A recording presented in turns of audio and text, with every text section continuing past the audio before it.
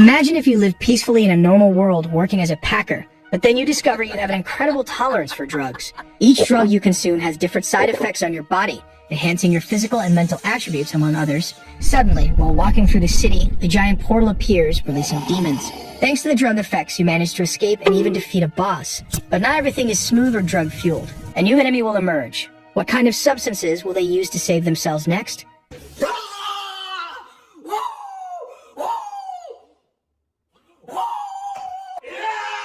This story begins with a man telling everyone to pack everything, and soon after, it will go straight to their homes. Meanwhile, someone seems to be drinking something, giving everyone a good task, mentioning that he was already leaving. The man asks if he didn't want to have dinner with them, but the young man replies that he has things to do the next day. Then the other guy says he just wanted to know what Yule ate, since he was the only one who didn't seem tired after work. The truth was that the young man always took vitamins early, wondering if it was possible to gain so much power from them. Meanwhile, the boy was thinking that vitamins have the best value when one is tired. The young man's name is Park Han-yeol, and he is 22 years old, and he got the best effects by getting high with the drugs he used. That's how he discovered his special attribute during his military service after eating the supplements his companion had given him. Even after a day of training, his fatigue went away with just 2 vitamins in a day, and the omega-3 cleared his mind, increasing his concentration. Sometime later, the young man seems to be getting off a bus, thinking that he should buy a coffee at the convenience store on his way back. Looking to the side, he suddenly notices something. Then a girl appears, staring at him with a certain desperation,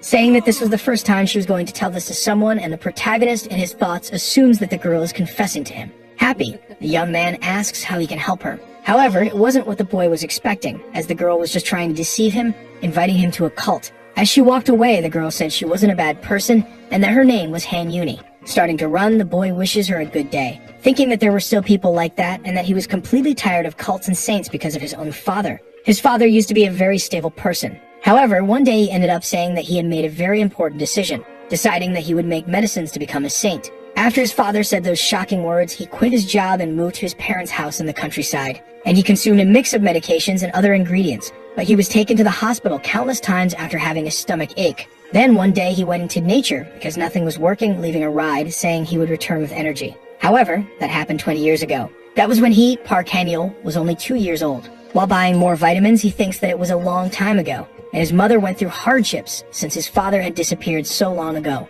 Moreover, his father could have taken supplements like him instead of weird medications. As he leaves the store, he suddenly notices something strange, and a gigantic circle appears in the middle of the sky. Everyone around had no idea what it was. The protagonist, on his part, thinks that when he entered, he didn't see anything like that. But he didn't think it was some kind of art, assuming it could be a type of spaceship. At that moment, the ground begins to tremble. Several people around start panicking, and Park calmly observes the situation. As the ground splits, a hand starts to emerge from the crack, and a horrifying monster begins to rise. Standing before the protagonist, it seems to be a type of demon. At that moment, it starts advancing towards the boy. Desperate, he thinks he has to get out of that place. Then his heart seems to start beating faster, and a message warns that it will begin using the nutrients. The demon, about to attack the boy, hears that message, which again warns that energy has been provided. Thus, his senses and reflexes were enhanced. Then, in a matter of seconds, the boy manages to dodge the attack, feeling confused because that blow was very slow. Amidst the situation, he wonders what had happened, questioning whether by chance he had monstrous power like that all along, assuming that it could be because of those supplements. So for that reason, he could now flee easily. However, he notices that the other people around weren't as lucky, as they were being slaughtered by other demons, leaving Park irritated by what he was seeing. Starting to run, he thinks that in that state, he had a good chance of winning the battle. Soon after, he kicks the monster, which ends up flying out of the ground. At the same moment, both rush to grab the club, which successfully Park manages to grab, striking the demon on the head, thinking that it was much weaker than he had supposed. Soon after, several monsters charge at him. However, the protagonist defeats them one by one, and in a matter of seconds, he is already surrounded by bodies on the ground. Wondering what had happened, the boy then looks up, not believing what he was seeing, because a giant demon was standing before him, noticing his companions on the ground. Park thinks he should try to fight because maybe the demon could also be weaker. But in a matter of seconds, that monster was already attacking the young man. Then blood starts to gush. Meanwhile, several people were still fighting those demons. The man asks what would happen if the monsters went to that place, and the other says he's also scared, asking to close that door. At that moment, someone is thrown into that place, hitting the two who were inside the store. In front of them, the giant demon stood.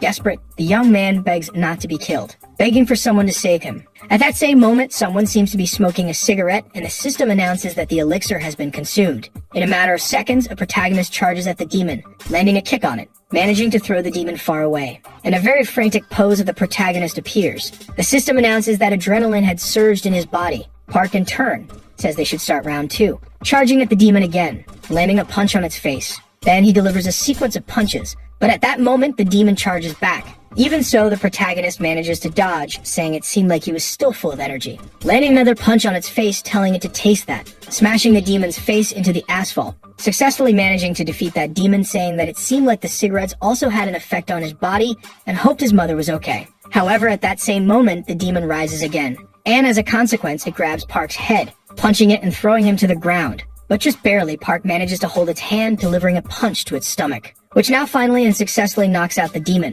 mentioning that he was very tired and couldn't even move. However, he notices something else as the other people weren't able to escape from those demons. Quickly trying to get up, he finds he has no energy left, wondering where those demons were coming from, and why they were attacking normal people, begging them to stop. Soon after, a demon grabs a man, and the protagonist was just standing there watching the situation. Then the demon was about to finish off that poor man. However, a person was in the air. Grabbing a piece of paper, they seem to cast a spell, managing to defeat several demons. Park, surprised, realizes they managed to defeat all the demons at once, wondering who that man was and if he was really a person. Then the girl says the protagonist did very well, asking how he managed to kill a demon like that without any training, asking who he might be. Meanwhile, the protagonist watches without any reaction. The girl says she needs to see how much potential he has, asking him to extend his hand. However, Park was still confused by all of this, but the girl seems to cast a spell that pulls his hand, which she then begins to analyze, not believing what she was seeing before her, thinking that it wasn't celestial or earthly.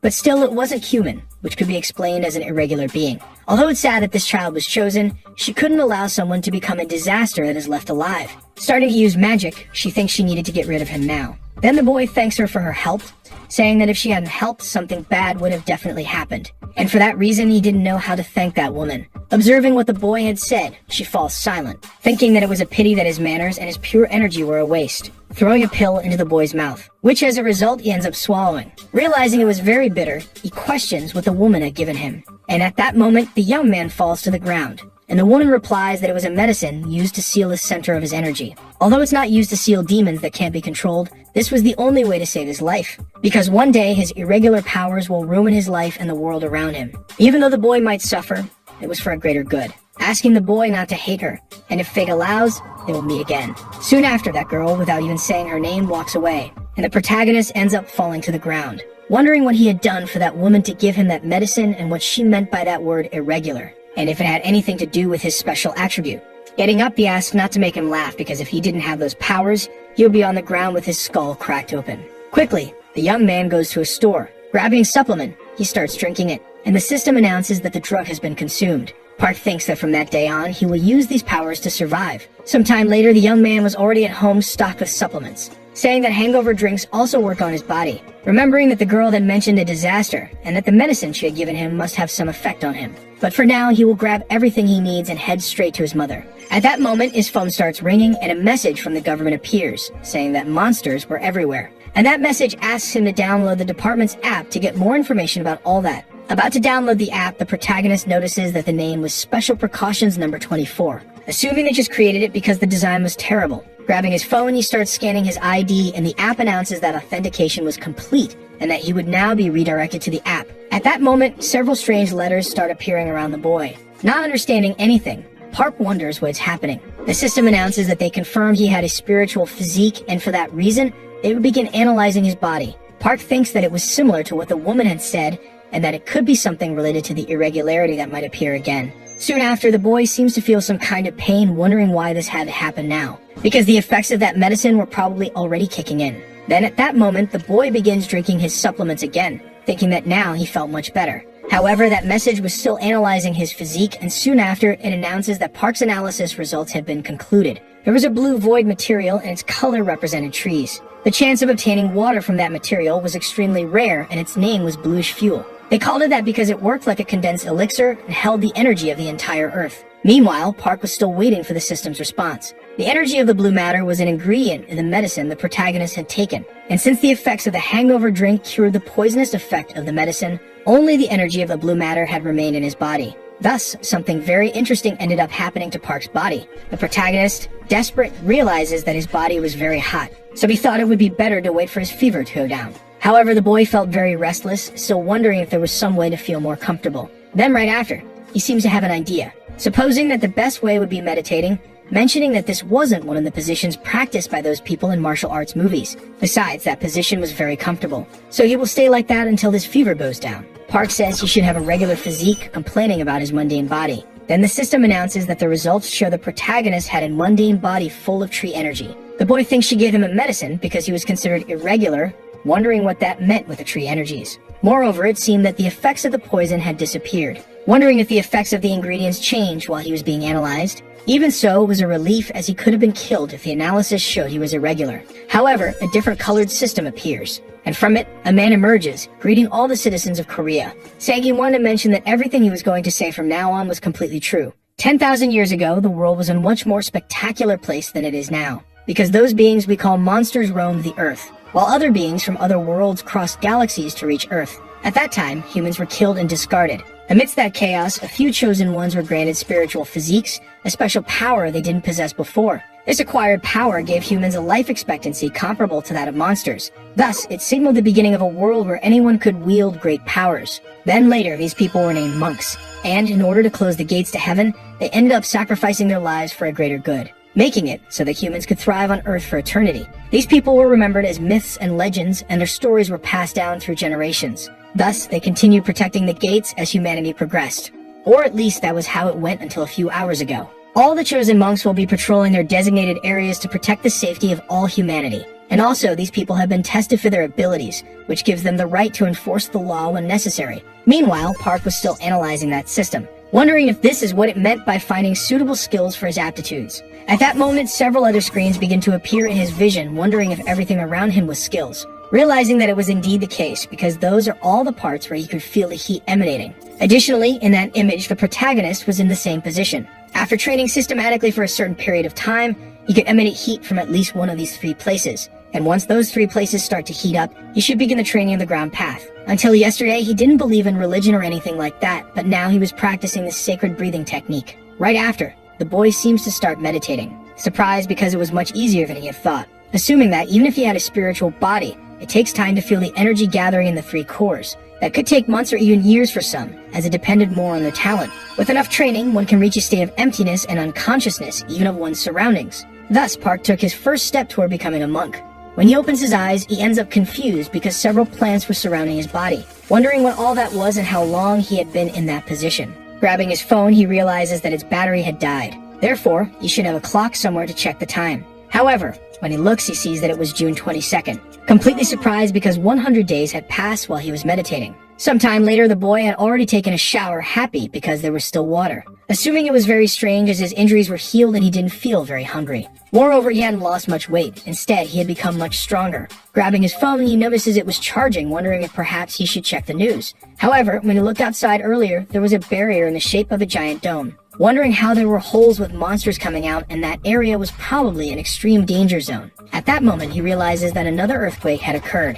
However, it was just a horrifying figure walking across the field. Desperate, the protagonist wonders what that was, as there were several demons surrounding those buildings, thinking he needed to get out of that place immediately. However, he realizes that there was no signal in that place, so calling for emergency help was his only option. Thinking that he had put his temperature to sleep with the breathing technique and survived 100 days in the lotus position. Right after, a system appears welcoming Park, mentioning that he wasn't connected to a network and that some features require a connection. Looking at the system, the boy wonders if there was nothing in that place he could use. Additionally, the only thing that opened was his profile with his information, and also a strange thing called that had 2 available charm copies. The system announces that there were 3 usable charms, and depending on the user's nickname and ranking, higher level charms are given. And the first one was called Soft Steps, a special 9th rank magic. The boy thinks it was very easy, wondering if that was all he had to do. But still, he didn't feel any change in his body. At that moment, when he tries to take just a small step, he ends up hitting his face against the wall, saying that the special magic contracted was indeed real. Wondering what the other abilities were. Then it is revealed that he had one of the abilities that would allow him to carry more weight, and the other was able to create a tornado of light. Park, surprised, wonders if perhaps he should use that on the roof. However, the problem was that the monsters could see the light and come after him. Moreover, he had copied the breathing technique last time, wondering if he should take a closer look. The system announces that the training is divided from 1 to 10 stars, and after the 5th star, he could use nature techniques. Park, in turn, is surprised because he could also increase the levels. However, his hopes are dashed because it would take at least 10 years to raise a star. And for that reason, he would need at least 70 years to use one of those. Nevertheless, the young man says he would check how many stars he had first. That was how he could assess himself, by placing energy into both hands and checking the energy rings on his left hand. Thus, he began channeling energy into his hands. The number of rings on his hand represented his star level. However, the boy seemed surprised by what he saw. At that very moment, a monster began charging toward him. So he needed to find something quickly to help him. In a matter of seconds, a tiger was already at his door, starting to attack the protagonist, tearing into his shoulder. In ancient China, there was a skill called the absorption method, a skill capable of stealing the vitality of a beast. And the protagonist shows something similar to that ability. Then the boy, incredibly, ended up using a 6th level art, successfully defeating that beast. Meanwhile, the green aura began to surround the boy, saying that he only survived because he found a very useful ability. But at that same moment, he collapsed to the ground. The system announced that a muscle had formed and his blood was stable, and the production of red blood cells had drastically increased. Then a green glow began to emanate from the protagonist's eye. Looking at his hand, Park wondered what was happening, why he could feel an enormous amount of energy flowing throughout his entire body, supposing that it was because his nutrients were replenished when he absorbed the energy from that monster. Even so, it was great, as this much should be enough to hold up after using the light tornado. Looking to the side, he noticed that some plants were sprouting from the monster's body, saying that definitely wasn't there before, and so he should pick them up as they might be useful.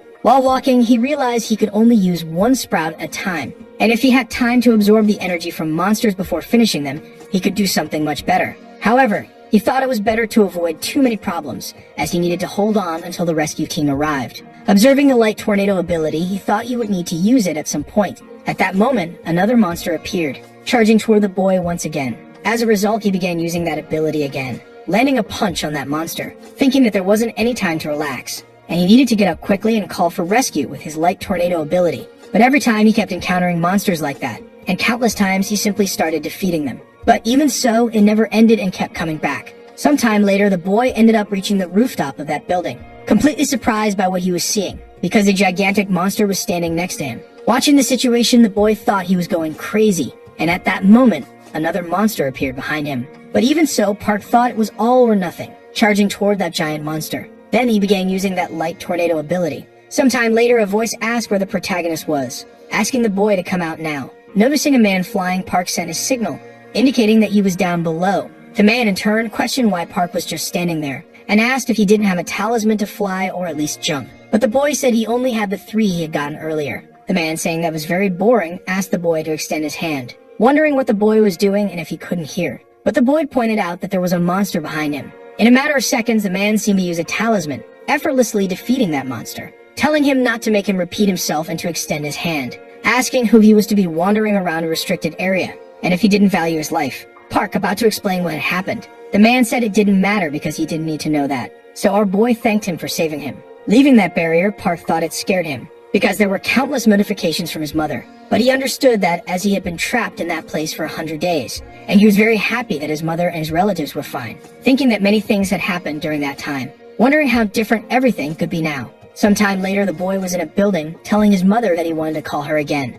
mentioning that it was nothing, as he had been lost but had found his way back, and for that reason, he would see her again in a few days. The other guy asked if he had finished his call, and the protagonist said yes, thinking he was relieved that his relatives and his mother seemed safe. Soon after, the man seemed to rush into the room, desperate, wondering if the protagonist was who he thought. Then the man introduced him, saying that he was one of the disciples under the command of the Ryujin unit. However, the man seemed uninterested in that, asking the other officer to leave the place, ordering him to do it and not to make him repeat himself again. Shortly after, the man asks if he had learned ascendance even before his heavenly gate opened. The protagonist replies that he had not. Then the man asks if he was worthy of waking his sleeping master. Park, in turn, coldly observed the situation. Then a system screen appeared in front of him, and the man asked if the boy could see it, asking if it said Ascendant and whether there were a total of 9 high ranks. Most of the awakened ones were disciples who could be called saints, and the mundane rank was the highest. However, that man had been recognized for his qualifications, and ended up being qualified as an Ascendant under his master.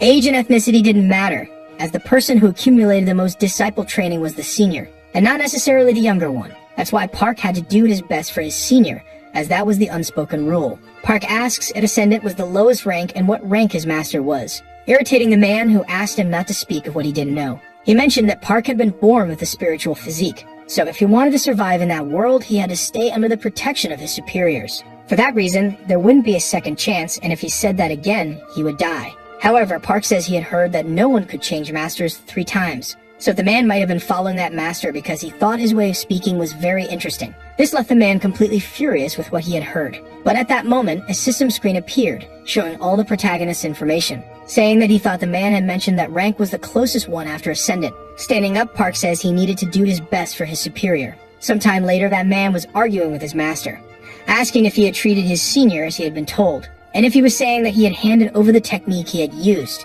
Irritated, he says he was very foolish, because he wanted to say he inherited the technique of a bandit and lowered his head to that man. However, the man says that his performance range was greater than his own, which is why he was a high saint. His master says that it could be due to his body's condition. But the man says that if that were the case, he certainly could have an irregular physique. This leaves the man even more annoyed, questioning if he would keep saying such foolish things, and if he was implying that the boy was born with a mundane physique like the 2 of them. The man asks if that means his training is more accelerated. However, the master didn't even know that, because even originally it was difficult to see a human inclined toward nature. Humans once came out of the water and then returned to the land. They mastered fire to fend off the cold and melted iron to refine it. Although there are great similarities between living things, their relationships are quite incompatible. The master says that the report to help her is likely because it was an extremely rare case. And if he understood, he shouldn't mention anything about the construction method, because they would deliver a drug to be careful with when his breathing stabilizes. Observing the situation, his master thinks it is very fascinating, thinking that the star wind only exists for those inclined toward nature, wondering how he had never heard of such a thing. Meanwhile, Park was at home working on his computer, thinking that according to the government's announcement, there wasn't a single person who had an irregular physique. In all nations, the few people who had an irregular physique in spiritual and physical tests were isolated. However, our protagonist hadn't been caught yet. The irregular physique was spiritual and broadly divided into 3 types, which were the celestial, mundane, and human physiques. However, the 4th was an unpredictable spiritual physique that could appear. Even in the past decade, when saints disappeared, the monsters still tried to interfere in the world. Therefore, to prevent them from doing harm, the saints united and banished them from that place. For that reason, their existence was nothing more than legends and tales. Furthermore, there were 2 examples of that, because it didn't make sense to think that he should be banished as he wasn't a famous serial killer. While drinking his coffee, the system informs him that the drug was consumed, saying that even in that bag of brown rice tea, it's worth trembling when you see someone obtaining its maximum effectiveness. And he thought he had gotten a mundane physique result in the spiritual physical test,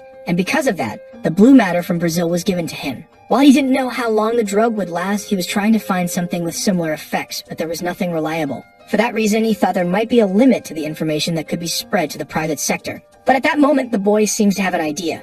He searches the word drugs in his search bar, finding some information similar to what he was looking for. Observing the seeds, he wonders what they were, wondering if those seeds were the ones he had seen before. While holding the seeds, Park Haniel remembers that he had obtained them when he fought with a beast and thought they were more common than he had initially believed. Upon researching online, he sees that there were no images about the germination of those seeds. Then he makes an anonymous post asking if anyone had seen those seeds before. Those seeds were purgatory herbs, a herb that grows naturally near the river Styx and, if eaten raw, would make a person sick. However, the conditions for germination were restrictive, making it extremely difficult to obtain germinated seeds. But the protagonist thinks that the ones he had were already germinated, so he decides to experiment with the ungerminated ones, deciding to use the solar wind breathing technique on the seeds, which in turn start growing in the boy's hands. A man enters the room shouting. However, the young man was no longer there. The man wonders if he had escaped. He then searches the room to see if the protagonist had stolen anything. Opening the refrigerator, he discovers that the boy had taken one of his peaches. Elsewhere, Park continues experimenting with the seeds. Soon after, a small tree grows. Park Haniel says that he had only breathed for 2 hours and it had already grown a lot, admiring his accomplishment, thinking that through breathing, energy is exchanged with everything around him. As expected, the solar wind technique had the power to make plants grow, and if he continued cultivating herbs using that, he wouldn't have any problems living as an irregular. Then the boy consumes the sprout of the purgatory herb. While breathing, the young man thinks about how the heat was spreading similarly to the blue matter. However, the red aura disappears, and the protagonist wonders if he had done something wrong trying again. But the aura disappears as well. Park Haniel says he thought it was working and wonders why part of it remained in his lower abdomen. He is confused, wondering if it was because the blue matter from the void was a higher quality drug. While chewing the sprout, he decides to try again. The red aura returns, but this time the heat was different. He then remembers what the internet posts said about yin energy. The purgatory herb had a yin nature, while the blue matter from the void had a yang nature. Park Haniel then wonders if this meant he needed to learn an energy absorption technique for yin energy. But if he encountered mixed energies, his life could be in danger as before. In any case, he thinks that it's a relief because despite the low efficacy, the power could increase. Then the young man uproots the small tree, but a noise ends up startling him. It's just a message on his phone. Upon reading the message, it says that the Majesty's son had died and warns everyone to be careful of the rain, asking all residents to evacuate immediately. People panic, wondering why they weren't warned sooner. Then, a heavy rain begins, and worms appear in the streets. People say it would be less dangerous if they didn't touch them. The protagonist notices that there was a protective barrier around the building and feels relieved for having followed those people there. Outside the building, someone screamed for help. A huge monstrous bird stands before a woman, and the protagonist is shocked by what he's seeing. The bird uses its claws to lift the woman, throwing her into its nest full of worms. The monster then observes the people inside the barrier. A frightened man says that if he had been late, it would have been him in that situation. Then Park Haniel activates his abilities, thinking that letting a healthy person die made no sense, so he steps out of the barrier to face the creature. He lands a blow on the bird's head. It falls easily to the ground. The protagonist thinks that he didn't remember being that strong, and wonders if it was because of the purgatory herbs he had consumed earlier. But he realizes that the intense rain was the tears of the Dragon King, and the boy had consumed them. The water made the trees grow more and become stronger, because it activates and amplifies his energy from the element of nature. Now the boy could do anything. Therefore, he decides to use artifact refinement on his tree, which now became a demon slayer. Then the bird rises again, furious, and charges toward the young man. However, he defends himself, thinking that if he let his guard down, he would be pushed back and didn't have much time left before hitting the protective barrier, so he needed to hold on. Soon after, the creature opens a gap, and the boy takes advantage and attacks the monster. Realizing that the attack hadn't even scratched it, he wonders if it was because of the demon-slaying blade. The bird gets up again, its eyes fixed on the blade. However, it decides to attack the woman on the ground, but the boy saves her. The woman thanks him, and he replies that it was still too early for her to feel relieved. The bird becomes enraged upon seeing them trying to escape. It strikes them. The woman manages to return inside the barrier, but Park Haniel wasn't as lucky and crashed into a wall. However, the boy stands up, relieved as he had no fractures thanks to the layers, although the effect had worn off. The monster flies to attack the protagonist again. He smiles, thinking that a bird that big flying was a total farce. Then he realizes he couldn't run to the shelter anymore because the drug's effect was wearing off and he was already weakening. He wonders if he should plant sprouts. However, it would be difficult to use that against the monster. But since it was a gamble with slim chances of victory, he could use his trump card. The demon-slaying blade has the characteristics of both a plant and a sword, growing its roots into the ground. It takes time to exchange energy and strengthen it enough. But while the dragon's tears were falling, it was possible to increase the sword's power by using a technique that absorbs the rain and stores the energy of the subdued demon. Now the boy's sword was charged with lightning. Then Park Haniel charges toward the monster, landing a blow on the beast. Soon after, the monster's head gets stuck in a building. The protagonist takes the opportunity and cuts off its head. The people watching couldn't believe the boy had killed that thing. If someone had been killed by that bird, the authorities wouldn't have paid much attention. But that young man didn't hesitate to save someone in danger. They compared him to a superhero. People started recording videos of the boy. However, the protagonist is suddenly attacked. A man appears, asking if he knew what he had just done, because he had killed the bird that MysticMANHWA cherished, and burning someone like him wouldn't be enough punishment. The video of the protagonist being attacked begins to go viral, and criticism starts to emerge. A woman asks if her child had died, and if that man had burned the insolent one who killed her messenger. Her assistant responds that for now the boy had been detained. Yoa says it seemed like everyone despised her, as they were only keeping that impertinent boy in custody.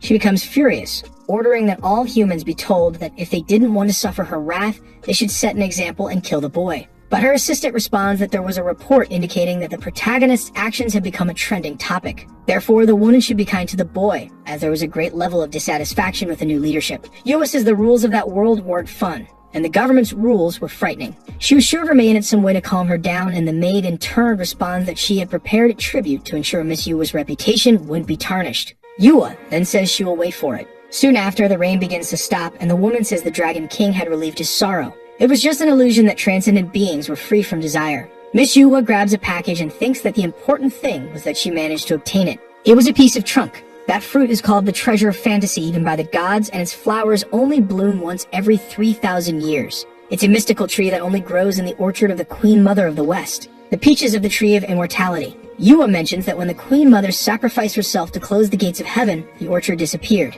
And if she could obtain a sprout from that bark, her name would replace that of the Queen Mother of the West. Park Han-il was walking down the street, remembering that a man had told him he had made all the deities look like bad people, and that from now on he shouldn't do anything that made him stand out. Then the protagonist looks at his hand, thinking that even though his sword had been confiscated, he was happy to have obtained that. That night, the boy had found a block of wood in the bird's body, and he wondered why that piece of wood had been stuck to the ankle of that monster. However, he realized that the trunk was alive. Soon after, that man appeared, and the protagonist managed to get a sprout before being attacked. So he wondered if he should try to cultivate it. A year later, a news report says that the government has taken various measures to purify the water. A man complains about the smell. He says the water problem is because of a monster, and that the government should deal with it first.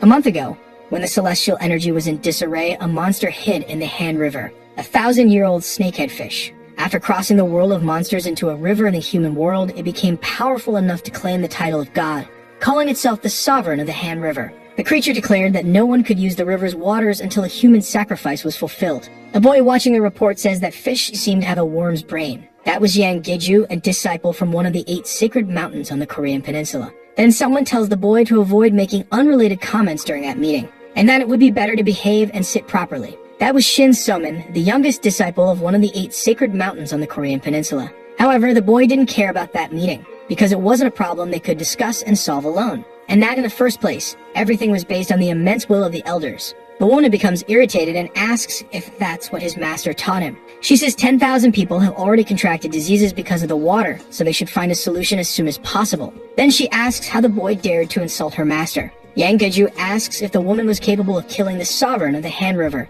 because 4 of the best immortal mystics tried to stop the creature but failed, and he questions if she wanted everyone to die at the hands of that fish. The difficulty in dealing with the sovereign of the Han River lies in its ability to use both earth and water techniques. Very few people have mastered 2 techniques like the sovereign, so the only way to defeat it is with an immortal who masters earth to force it away, or someone with a high rank in earth and water energy. The boy says he won't stop Yang Geju from making his plans, but he won't participate. The woman becomes angry and breaks the presentation remote. Then the boy leaves to train. He says that if someone could defeat that fish, they would have the solution. The woman walks into a forest, carrying the demon-slaying sword, because she remembered that a year ago, a man killed Yu's bird with that weapon. And although he was imprisoned and eventually released, the sword was confiscated and kept by the Immortal Society. It was a rare wooden tool, and since it was shaped like a sword, it brought much confusion to the heavens. But just as the energy that inhabited the weapon gradually disappeared, the confusion came to an end. Park Han-il hadn't set foot outside Gwanak in the past year. Sometimes he went out to eat with his mother or friends and watch movies in his free time.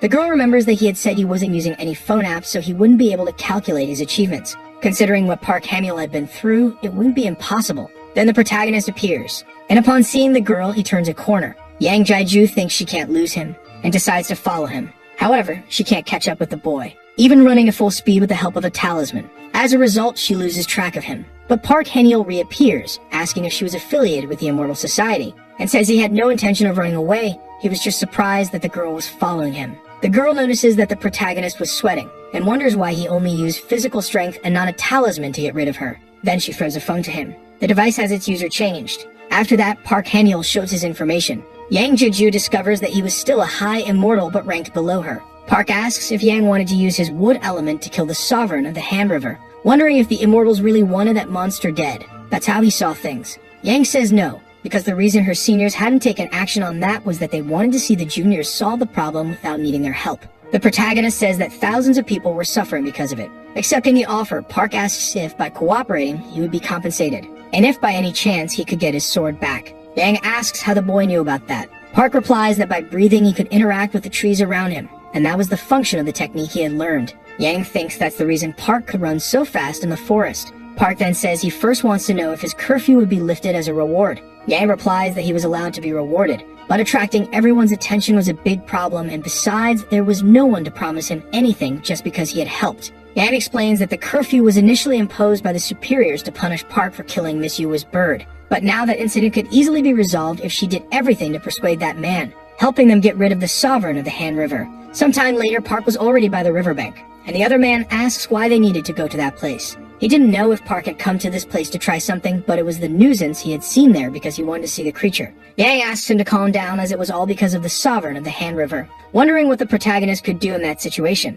Taking the album out of his backpack, he thinks it was disgusting. He had prepared it for this moment, but he hadn't expected to use it so soon. However, the woman warns the boy that it would be dangerous to get any closer. but she ends up surprised by what the boy was doing. Park asks if she hadn't seen this in elementary school, as he used to germinate plants in his class. That plant was very good for purifying water quality, and now it was halfway done, with just the rest remaining.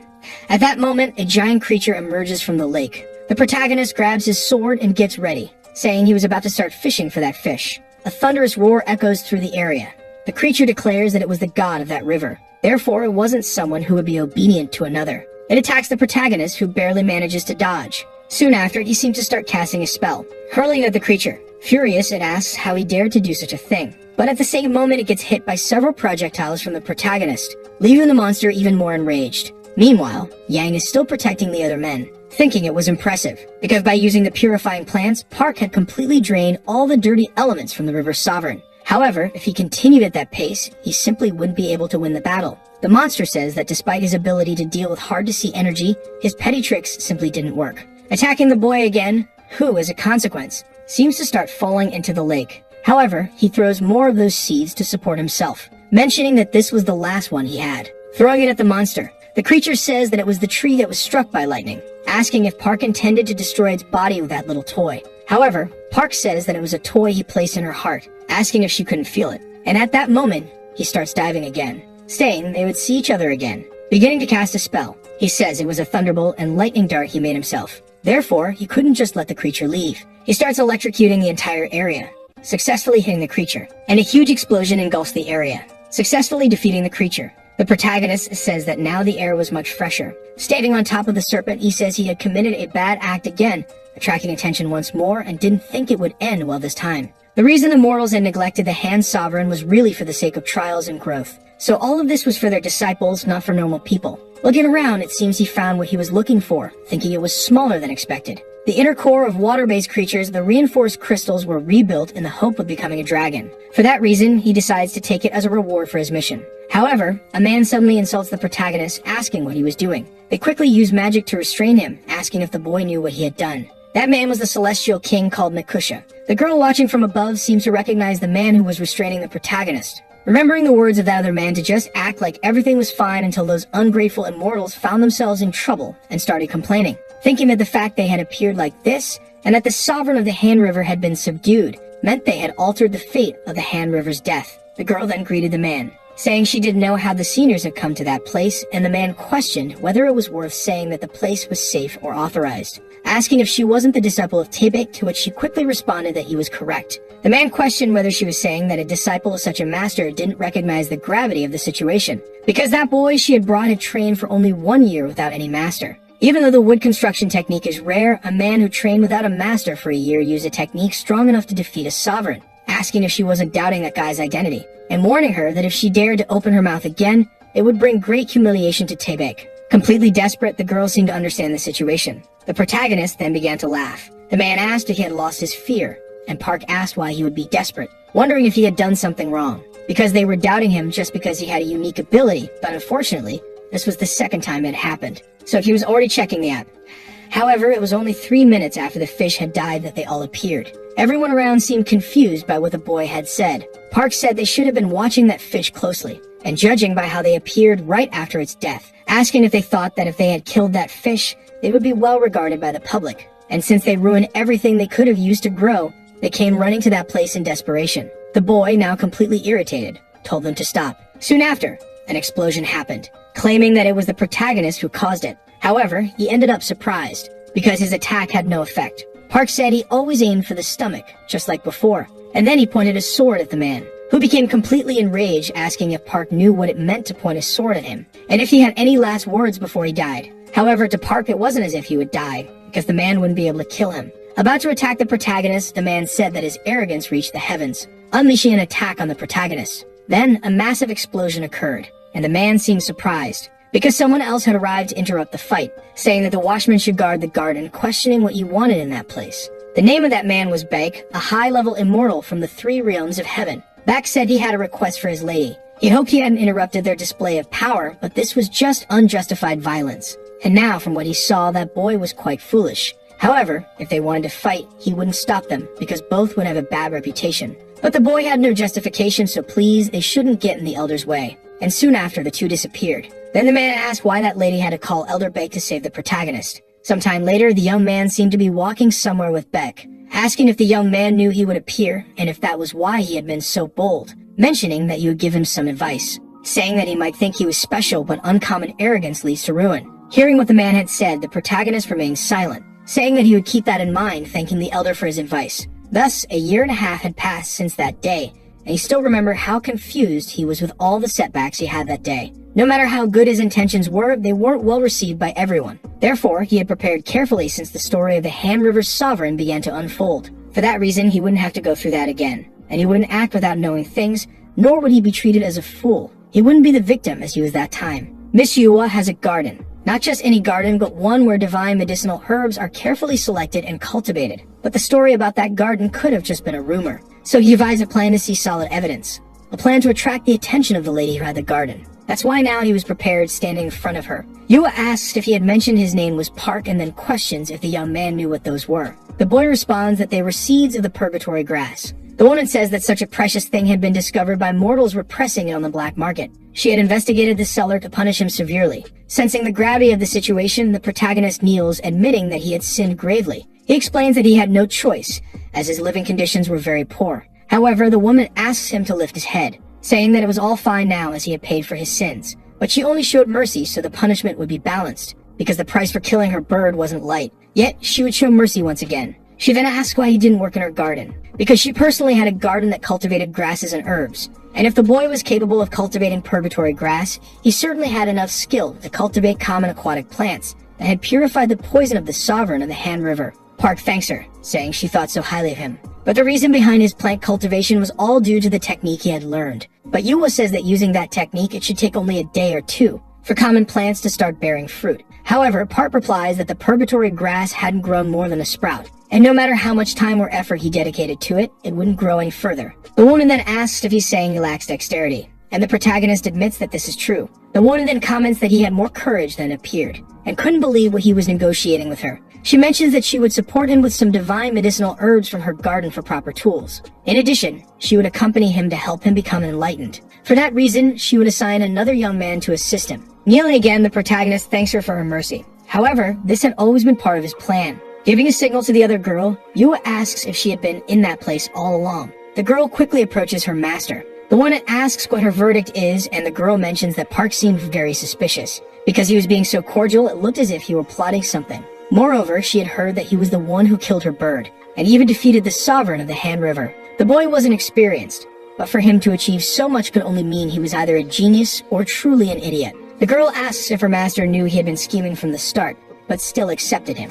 That was why her master had asked her to keep an eye on him. However, the woman tells her not to worry so much, as she would let him manage the 6th garden first. And even if he had bad intentions, he wouldn't be able to obtain even a single seed from her garden. And if the boy turned out to be useless, they could turn him into fertilizer for her garden. The girl thinks they had decided to work together because of the Peninsula Peach, but Yua was a lady she couldn't quite like. Even so, she hoped the protagonist would be more useful. Meanwhile, Park is walking down the street, thinking that the power of the immortal hidden in that place was over 300, and Yua's power exceeded 400. Park had reached 10 stars in the Star Wind technique over the past year, so he could roughly gauge others' power, but he didn't fully trust those numbers. The Celestial King and that temperamental man were above 600. Additionally, Beck had a power level exceeding 400. The protagonist, on the other hand, had about 45. He thought about how he had learned all the Star Wind techniques during the past year, but they were only theoretical. For that reason, he still had much more work to do. Arriving at his destination, he thinks he's finally where he needed to be. And at that moment, he stumbles upon a glowing sacred tree.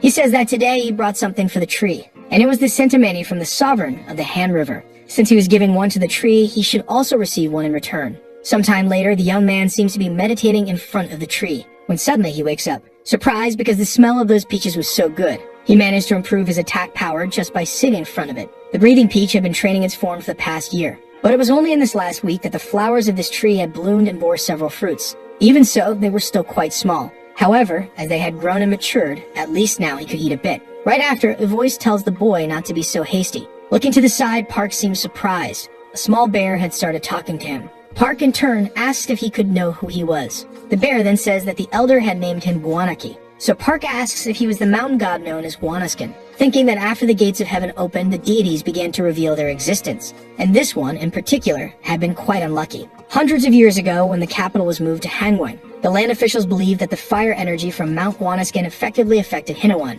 By adding water energy using the mythical statue of the unicorn lion, along with the excavation of the Blue Lagoon, among other things, they constantly awakened the energy of Mount Wanaskin. That's why this bear was only half his height. Park mentions that he had been training in that place for over a year, so he thought he would have already met him. However, he had only encountered him at that moment. The bear explains that it was because he didn't see any reason to interfere with a devotee who was training. Park wonders if the bear's goal might be the peach, but since the tree had distorted the area, he couldn't enter the barrier. He asked the bear to wait a bit because he just had to eat something. However, the bear again asks him not to do that, asking if he hadn't heard what he just said, because it would be very reckless. The tree's energy is centered in the fruit, and if he took it now, the tree's protection wouldn't work at all, asking what the boy would do if the people who were watching the tree took it. Park asks if the bear was going to steal the tree, and the bear asks if he looked like a thief. But it wasn't just him. Sooner or later, some people would notice the existence of that place. And right now, there's someone at the end of the hill waiting for the protagonist. Looking up, Park notices the giant barrier,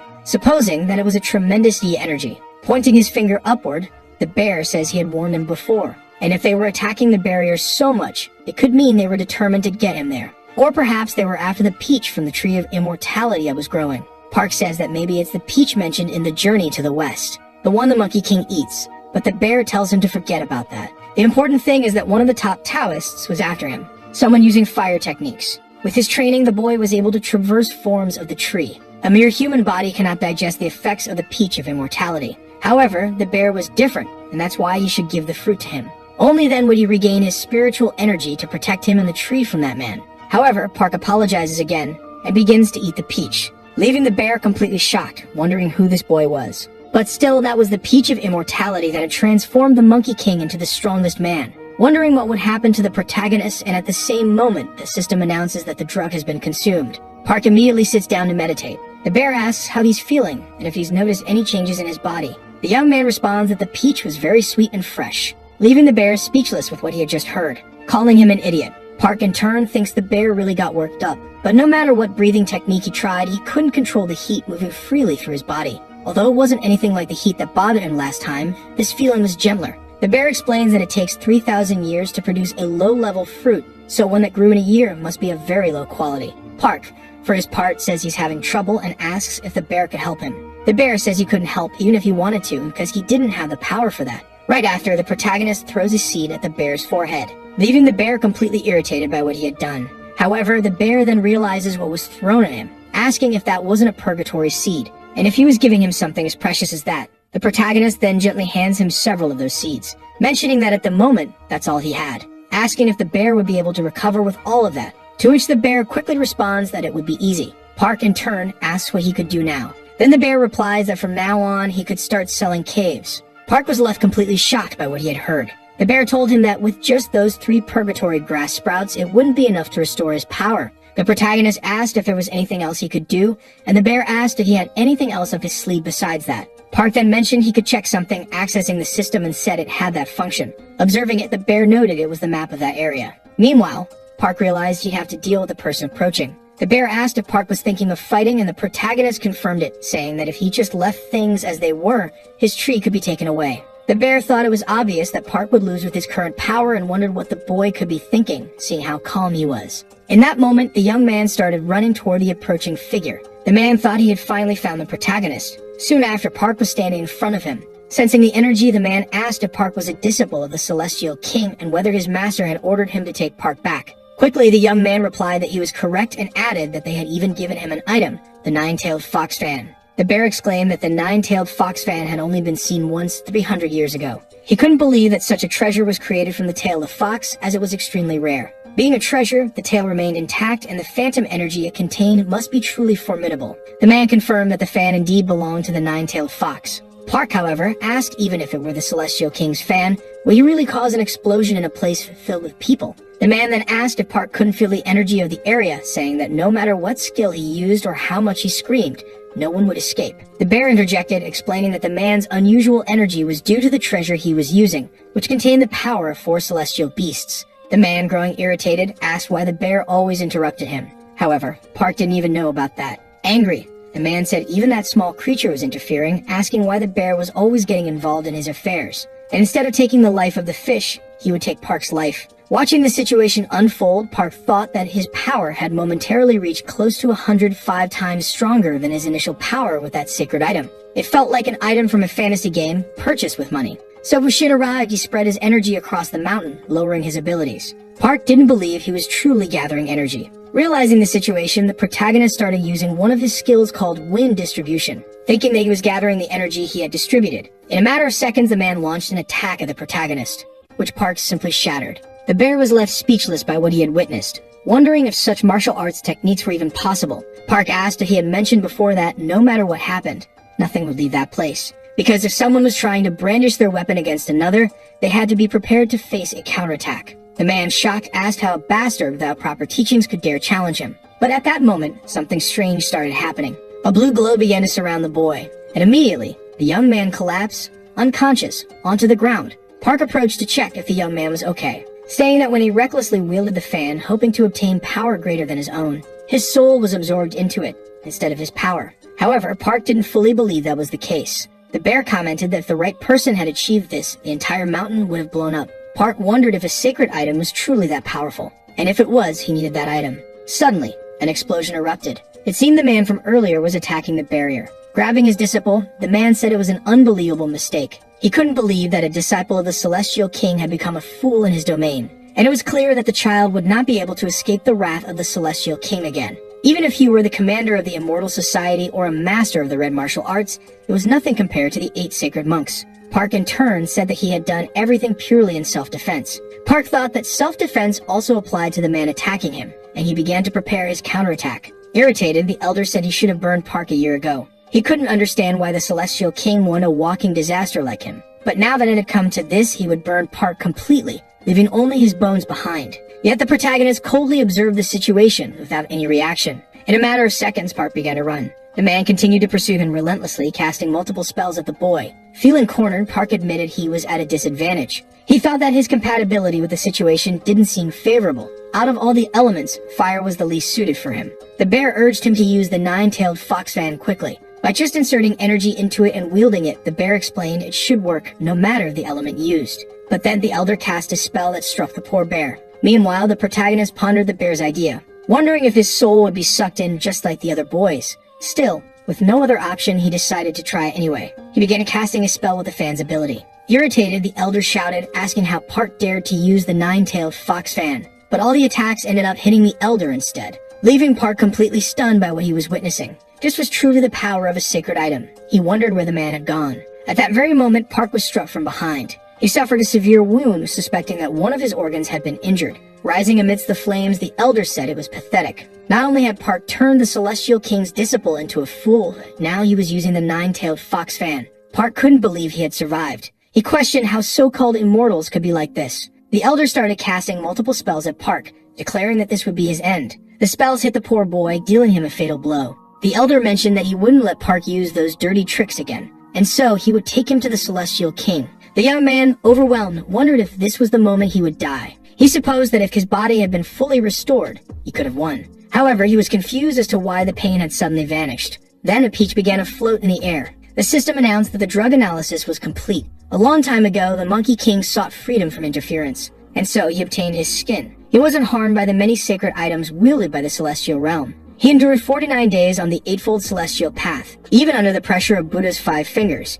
his skin lasted approximately 500 years. Thus, Dong sought a body invulnerable to death. He managed to acquire cells that even the cruelest death arts performed by the envoys of the land of the dead couldn't harm. Eventually, even the king of the underworld gave up on killing him. The system announced again that the drug had been consumed, and the properties of the drug were from the peach. Its function was to create custom devices optimized for an element. And this is how Park gained the power he had desired. The device was responsible for various metabolic actions, including neutralizing poisons. Park's new liver filled his body from head to toe with cold water. Opening his eyes, the protagonist appeared completely different from before. The elder, apparently noticing the transformation, wondered how Park had acquired water energy. Then he realized he had made a grave mistake. Park, it turned out, was an irregular. Park himself didn't understand how it had happened. But for now, he was just glad he wasn't feeling hot anymore. He picked up the 9-tailed fox fan again. launching another attack at the elder. The man, completely in disbelief, was struck by the attack, and thus the battle ended. Park collapsed to the ground, unconscious, while the bear frantically urged him to open his eyes. As Park slowly regained consciousness, the bear asked if he was back to his senses. The bear remarked that he didn't want to discuss what had happened, questioning if Park should leave the place filled with water. Park, still confused, looked around. He realized that the entire area was submerged in water. He couldn't comprehend what was going on. Checking the elder's body, Park muttered that he had heard about a flag that acted as a remote control for the barrier, wondering where it was. Observing the situation, Park seemed surprised. He then found a kind of red talisman. The bear, on the other hand, said that it was a treasure pouch. In summary, it was a magical bag created to store small and large items. However, the bear reminded Park that this was no time to be playing around, as he bet there were several people heading toward their location. As Park carried the man on his back, the bear asked where on earth he was going. Realizing he had dropped the man on the ground, the bear questioned what Park was thinking. The bear warned that if they stayed there, others might discover the location of the tree. Starting to cast a spell, Park calmly asked the bear to relax. Using his magic, Park seemed to be planning something to deceive their pursuers. The bear was astonished by what he was witnessing. He thought Park was absorbing the upper Taoist body into the tree to germinate a new bloom of fruit. Park commented that luckily, they weren't too late. Noticing more people approaching, he remarked that they had completed the task just in time. The bear explained that the peach tree had blossomed, opening its barrier, which was why they hadn't been found yet. However, the bear grumbled that it was a shame since, if the Taoists hadn't been of the fire element, another fruit could have grown from the tree. Taking advantage of the discussion about the fruit, Park asked if it had any special medicinal effects, but the bear responded that he didn't know. Being such a precious treasure, only a few people had knowledge of its true nature. Since nothing had changed in Park, the bear speculated that perhaps the fruit wasn't fully matured, which was why it hadn't had any effect yet. Park thought that if he could truly enhance his power through his liver, his water energy could increase. There was much to consider about that, and he wondered what would happen if he ate a fruit that had been cultivated for a long time. Meanwhile, the bear seemed to want to ask something, inquiring if the boy could show him what the outside world was like. Park questioned if it was possible for a deity to leave its mountain, and the bear explained that he just needed to share his alter ego. However, the bear needed power to do that, and Park thought the bear would cling to him like gum. The bear, however, said he had no other way to implode and follow Park. Now that their paths had crossed, the bear said he could see the world and all the good things through him. Observing the situation, Park seemed to accept the bear's offer. But in return, he demanded something that the bear had. Without hesitation, the bear handed over a weapon to the young man. As Park examined it, the bear began to explain that for a long time, including across the Korean peninsula, there had been a presence that appeared throughout East Asia. This presence was a fantasy race with intellectual abilities called goblins. Not only did they possess excellent basic skills, but they also had a spiritual physique. Their nature was remarkable, as they had exclusive weapons that refined their abilities. These were the goblins' helmet and club. As Park continued examining the weapon, he asked if he could use it, as he thought the book said only the original owner could wield it. The bear confirmed this was true, but added that it was an important treasure that could be exchanged with a goblin for anything. The helmet and the club were not items that could be crafted twice. Losing either one meant the owner lost half of their power. Park remarked that if the bear still had it, it meant he didn't even know who the original owner was. From what the bear had said, Park thought it didn't sound bad. Accepting the club, Park said they would start traveling together, making the bear happy. Park then said that now they should focus on working for the Lady of the Garden. But before that, he would collect the special items from the unconscious people around. Meanwhile, with the upcoming Hibuji 22 summit scheduled for the 31st of that month, the government had made special plans to meet privately with the heads of high-ranking states. A man mentioned that he had heard the summit's reason was related to something called the Tower of Marbling. However, Park corrected the man, saying it was called Babel. The Tower of Babel was an unprecedented structure built by ancient humans to reach the heavens. Although it differed slightly from a myth of the past, the Tower of Babel had existed long before the gates of heaven were closed. And in the current dynasty of the Immortals, it was to be rebuilt according to Babylon's design. However, if the tower were rebuilt through this project, all the world's languages could be disrupted. It was clear that this would have its advantages, but the consequences would also be significant. For one, many businesses were built around translations. Park thought to himself that this was another global story unrelated to him, concluding that this world had nothing to do with him. In an instant, an accident occurred. Quickly, Park got up, questioning what had just happened. However, he was surprised by what he saw. The girl from before was standing in front of the car, ordering him to get out of there. She introduced herself as Jack Jambi and mentioned that she had been asked to help him for the moment. However, if he involved her in any stupidity, he would regret it. The boy, in turn, promised he would be careful not to do that. Shortly after, the bear, now transformed into part of his phone case, muttered the name of the girl again, whispering that the protagonist was in for a rough time. Park asked if the bear knew the girl, and the bear replied that he knew her just a little. The bear then asked if Park wanted to know her weaknesses. He explained that the girl simply adored handsome men, leaving Park completely confused by what he had heard. A long time ago, on Jeju Island, Mondorian, the son of the deity called Mun, was famous for his beauty. Jakjeombi, however, was an ordinary girl. She encountered the man while he was bathing, and as a result, her spiritual physique awakened, despite the gates of heaven being closed. Returning to the present, Park couldn't believe that story.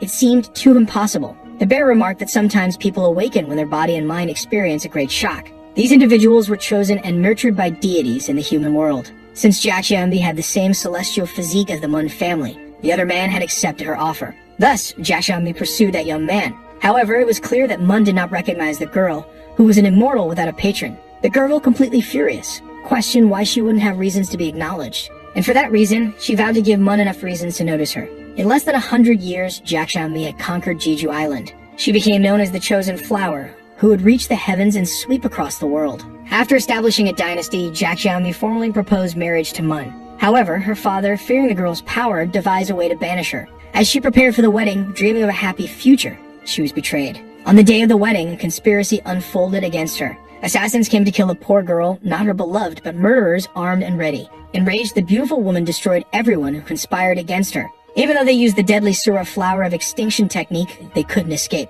Thus, the battle of that day became known as the Great Battle that almost sank the island. But in the end, she was the only one who lost. For that day, she had been betrayed by her own love.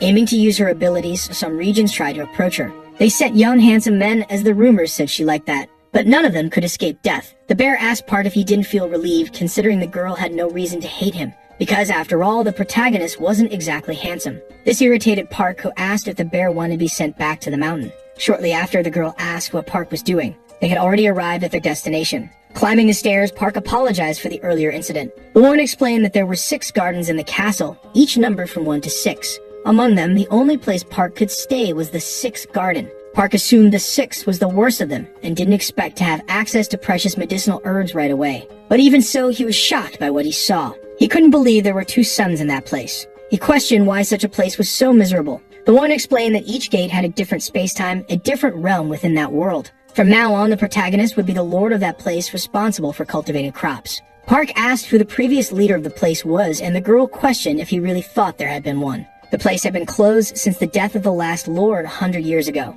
The young man thought that as the world changed and the number of mortals increased, the value of herbs rose due to the increased demand. The girl mentioned that just because Park was in that place didn't mean he wouldn't be well paid. When harvest time approached, he could make a lot of money, especially since there were no other gardeners. Shortly after, the girl bid him farewell. Park's phone suddenly started ringing, causing him to drop it on the ground. As a result, his phone's wallpaper became visible.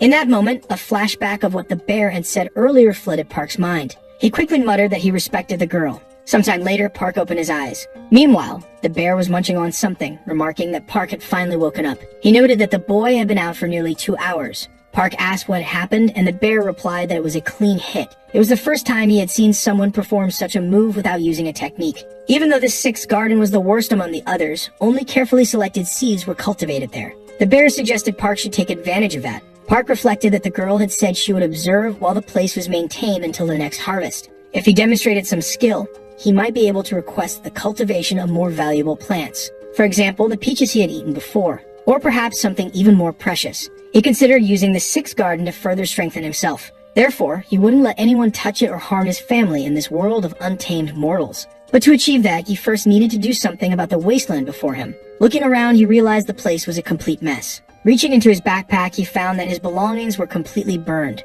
but he already knew that, having overused them in his last battle. He mentioned that his sword had saved his life countless times, thanking it for all it had done. The bear observed Park, astonished by how sincerely he prayed. It was just a plant, but it could light up the sky without regret. At that moment, the sword transformed into a giant tree. Its roots began to envelop the entire area. The bear, shocked, wondered how such a thing was possible. He thought the burned spirit would take at least a month to restore itself, but it happened so quickly. Meanwhile, Park ordered the other trees to rise. Using his ability, he summoned wooden monsters. He instructed them to handle the agricultural tasks. The group started analyzing the trees. The bear remarked that it was incredible. Park had summoned the living spirits of the trees, something even high-ranked immortals struggled to do. However, Park said he needed to rest now, having used a lot of energy. While Park entered the house, he marveled at how much larger it was than he had imagined. He sat down to meditate, thinking he needed to regain energy using his breathing techniques. He soon became completely focused. But suddenly, he stood up. He was certain he felt a plant responding to his breathing. He supposed it might be under the floor,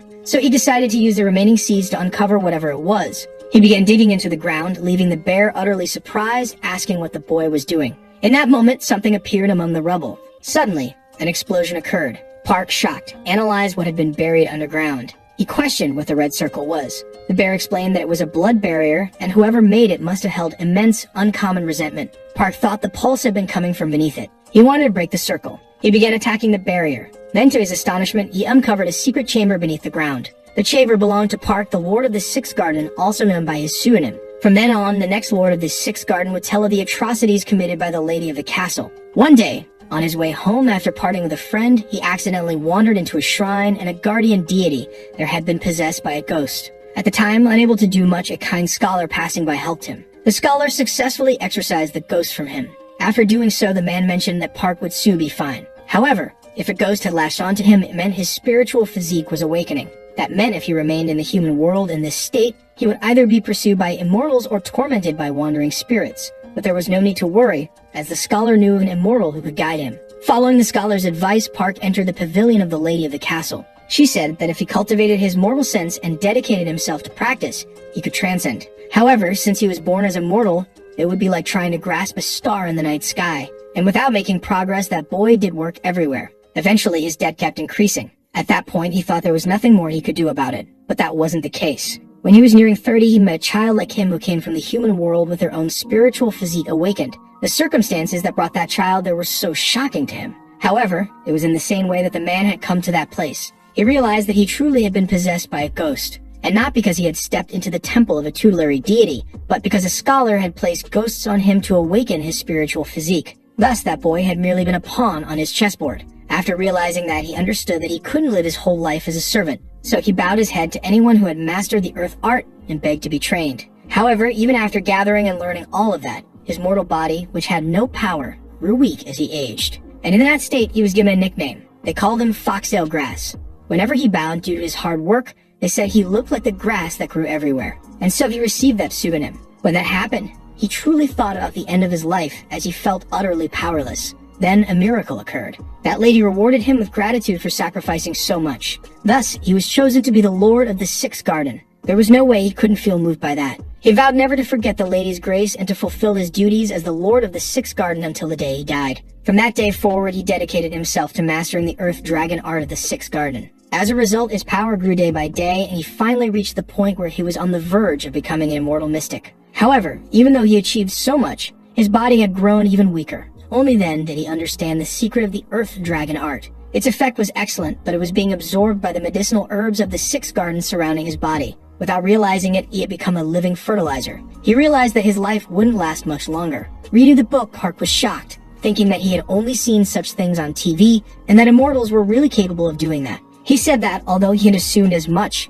he had nothing in common with what had been described. The bear said it was a common practice, as immortals used such acts as a way to maintain the immortal realm. Annoyed, Park wondered if that meant he could end up like that man. And if someone had the ability to break through the barrier that man had created with his blood, there was no doubt that person was capable and exceptional enough to burn down that cursed pavilion. For his juniors who were in the same situation as him, he should escape with the stolen treasure, risking his life to protect it. Park wondered if perhaps those things belonged to the people mentioned in that testament. As he looked through the contents, he realized they were mandrake seeds cultivated by people of color across the oceans. Picking up another object, Park asked what it was. The book didn't mention anything about it, and the bear responded that it was like a container where people in temples drew lots. Park was surprised, realizing that the beats he had been hearing weren't coming from the seed, but from that object. He wondered if he should use them to cultivate something. Suddenly, an explosion occurred. The object seemed to resist growing along with him. Picking up the object again, he asked what it was. He said it felt familiar, questioning whether it was a blade shaft.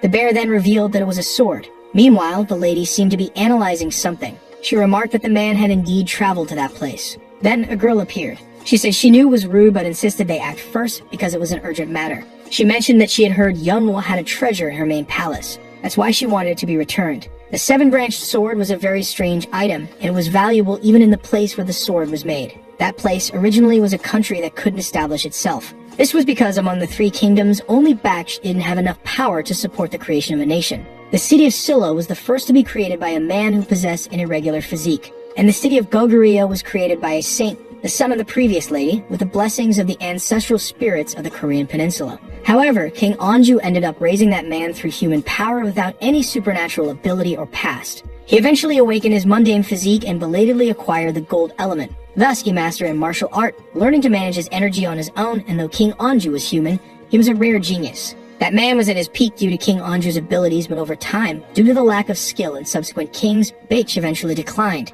Even the traces of its existence faded over the years, but one thing remained standing. He was compared to the genius King Anju, a saint prince who extended Baekje's power to the continent and the archipelago. Moreover, the seven-branched sword was a masterpiece created by the Saint Prince, a precious item that could be ranked among the great sacred artifacts. Returning to the present, the woman asked if they had received the blade before, and the girl responded that was all they knew so far. In the past, there was a record that when the king was about to present the sword to the celestial king, a messenger carrying the sword died of natural causes. However, fortunately, the ship carrying the sword was recovered safely, though the blade was never delivered to its country. The lady, in turn, questioned whether the girl was implying that the seven-branched sword possessed some kind of axis. She mentioned that it was very strange, as it seemed she had realized the existence of an axis a long time ago. She wondered why the girl was inquiring about it only now, but the girl replied that she had not come to ask meaningless questions. In the name of the sanctuary, she was there to propose a celestial lease for a period of 6 months. Understanding the situation, the lady of the garden asked what the conditions were. The other woman stated that they would wager the blade of the seven-branched sword in the middle of that battle. She requested that if they did not win, they would be allowed to take something from the lady's property. And if the axis of the seven-branched sword was found there, she promised not to take anything else. Shortly after, the lady of the garden accepted the offer, asking to add one more condition. After that event, 6 months had passed. A group of people was discussing the matter, and they were planning to broadcast the next celestial fight in real time. Moreover, the lady herself had said she would reveal it, and another man asked why they would broadcast it. While it was entertaining to watch, they were almost at the sixth garden. They should avoid causing discord with the lord of the sixth garden while approaching their progress and refrain from making any trouble during the visit. Sometime later, the group arrived at the location. They were completely surprised by what was inside, since the place had once been desolate. Meanwhile, the protagonist in the background was eating while reading a book, noticing that the guests had arrived. The young man, in turn, seemed shocked by what the protagonist was doing, as he was relaxed and eating while observing them. He asked Park to at least show some respect in their presence. Quickly, Park stood up and greeted them, mentioning that his name was Park, the Lord of the Sixth Garden. The other boy introduced himself, saying his name was Lee, and he was there to report the garden's progress. Showing a system window on his phone, Park asked why his juniors insisted on calling him their senior. Realizing that the boy was a celestial immortal, everyone around was shocked. Then Park asked if a celestial fight was about to take place. They confirmed that this was what they had said, mentioning that even the Supreme Immortal, along with 2 players from each ranking,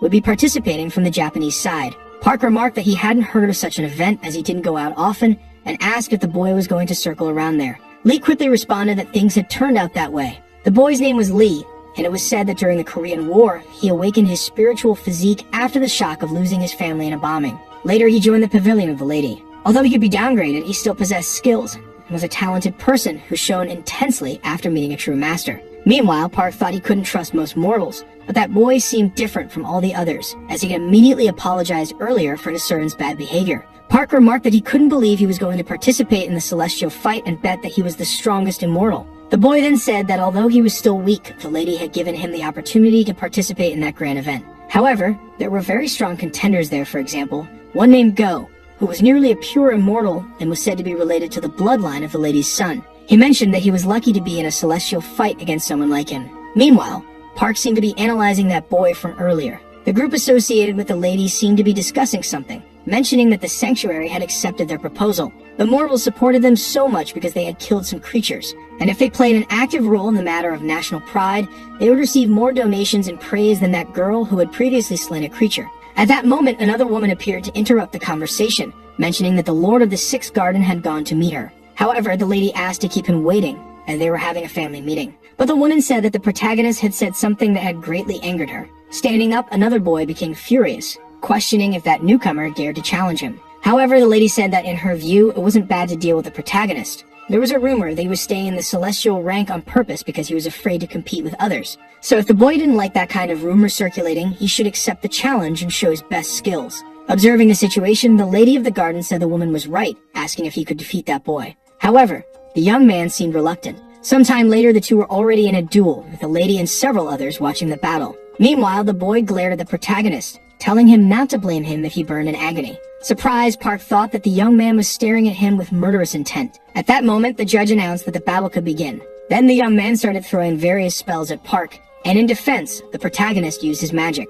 The other boy asked if Park thought he could stop his attack with just a shield of leaves, as that shield couldn't even hold its own petals. So he would never let him have fun with that ability again, never. He began to summon a kind of magical meteor. With a threatening look, he declared that it was the end for Park. However, the protagonist seemed fearless, also preparing a spell, saying that it would be the opposite. He would be the one to kill the boy. In an instant, the two spells collided. But the protagonist's magic easily blocked the boy's, leaving him completely shocked, as the shield was absorbing his power. Then a giant explosion began to engulf the area. Suddenly, a man appeared in the middle of the battle, apologizing for his interference. Before the protagonist stood an unknown man who said he couldn't let a child die, as he already knew who the winner was. However, the boy protested, saying he could still fight and that the man shouldn't interfere in the battle. But the man replied that he was sure the victory belonged to the protagonist, as his talents would never disgrace the pavilion. Observing the situation, the lady remained silent, stating that she accepted the outcome, as the man's words carried weight and the protagonist's talents were indeed valuable. Shortly after, the lady called for Park. Meanwhile, the boy was watching the man, wondering who he was. Sometime later, the lady was discussing with Park, asking what kind of training he had done over the past 6 months. Park replied that due to the nature of the earth element and the growing pace of martial arts, the training had been very fast. He knew the lady had brought him to cultivate something, and if she wanted, she could simply order him, as he was doing at that moment. He assured her she could trust him, as he didn't want to betray her. The lady remarked that his words were very bold, asking if he had been planning that from the beginning. She asked him to stay in the competition for now, as she would think of 2 places for him. As Park was about to leave, he mentioned that he had one last question to ask, questioning if he could leave for a while. Sometime later, Park seemed to be walking alongside the man from earlier. He thought that when the lady mentioned he would have a companion, he didn't expect it to be this man. Park then asked if he could know the man's name. The man replied that his name was Dan Diuk, but Park could call him Ryung if he wanted. Park thought that unlike the first time he had appeared, this man was indeed quite flexible. Looking to the side, Park asked if the man by any chance wanted to have a drink at that moment. Sometime later, the two seemed to be enjoying themselves while walking. The man said that even though he knew about such things, the situations in the human world were incomparable to the immortal realm. The protagonist was pleased, mentioning that he was happy because Ryung was enjoying himself. He remarked that he had heard that immortals sometimes visited the human world, asking if he had ever been there. The man responded that yes, when he died in the human world, he became an immortal with the help of the lady. However, he was devastated when he discovered that he would live in the immortal world and not the human one. Observing the situation, Park thought that this man must have had many regrets in the human world because he had achieved so much in life. Continuing, the man said he had once told the human world his name and wanted everyone to remember him, at least after his death. But now thinking back, it was an unrealized dream from his immature days. While living in the immortal realm, he couldn't stop thinking about the things he lost. He deeply regretted what he hadn't done, but in the end, it was just a part of his past. Mentioning that it was a long speech, the man thanked Park for listening and said that thanks to him, he could enjoy a tour of the human world once again. Meanwhile, in the background, a group of people seemed to be holding a sort of protest, demanding that the Dragon King stop the human sacrifices for that year. Observing the situation, Rang asked if Park understood what he was seeing. He said he couldn't believe that the country's leader was sacrificing his people. Furious, Rang declared they should go find the country's leader. However, the protagonist asked them to wait a moment because a sort of black circle was above them, supposing it could be a solar eclipse. But a threatening aura began to envelop the area and an explosion occurred. Desperate, many people started running for their lives. Amidst the darkness, a man remarked that those beings didn't know their place. Enraged, Park charged at the man, attacking him with a tool from earlier, seemingly defeating him. However, in the background, he heard voices pleading to be saved. At that moment, Park was struck by something, and the person said they didn't expect to find him in a place like that, mentioning that the protagonist was wandering in the wrong world, and for that reason, they would take his life. Sensing the energy, Park said the man was an agent of Nakusha or something similar, thinking he recognized the energy and found it unpleasant, as the woman had felt it ever since the statue was destroyed. Additionally, the man was openly displaying his intention to kill. Park asked if he was perhaps close to the man he had just defeated. Then he said the man could say whatever he wanted because, no matter what happened, he would pay for the crimes he had committed in his life. Park, for his part, asked what crimes he had committed, and then he began casting a spell again, which enveloped the entire area, stating that the one who needed to pay for his crimes was him. Immediately, several wooden figures appeared, beginning to approach the man and defeating all of his henchmen. The woman, in turn, asked what they were doing, ordering them to release the phantoms right away, as they should tear the man limb from limb. Shortly after, the phantoms, also known as ghosts, were unleashed, moving toward the protagonist. Park thought that he hadn't expected to use this, but he was glad he had bought the short pipe at the market, and he immediately began consuming the drug. As a result, his strength and muscle endurance improved along with his concentration. At that moment, Park grabbed a kind of root, mentioning that he wouldn't miss them at all, and started executing them one by one. However, the woman said it didn't matter how many ghost trees resisted, as it was like poking a rock with a toothpick, demanding to know what her subordinates were doing and ordering them to release more phantoms to trap the protagonist once and for all. In a matter of seconds, blood started pouring from her mouth, and meanwhile, all her subordinates fell to the ground. As they writhed in agony, they cried out for help from anyone. Park, surprised, observed the situation, asking if she really thought he was crazy enough to use a sword against her. Watching the smoke, the woman thought it could be what she was assuming. Then Park said that he used that drug to detoxify his body, but for everyone else, that smoke was extremely toxic, mentioning that this ability was quite terrifying. In her final words, the woman seemed to call out to her father. However, at that very moment, an explosion occurred, and a man asked if the word she had uttered was father, while another man held the first man, asking if she was referring to that person. Observing that young man, the protagonist thought he was the celestial god Nekrisha. Shortly after, the man threw the other guy to the ground, who asked who were these people doing this to them, questioning if they knew who he was. However, the protagonist's friend said it didn't matter who he was because the point was that he had committed an unforgivable sin against the people. At that moment, the young man started laughing, saying he had been wondering what kind of nonsense they were talking about, asking them to remember that before going to hell.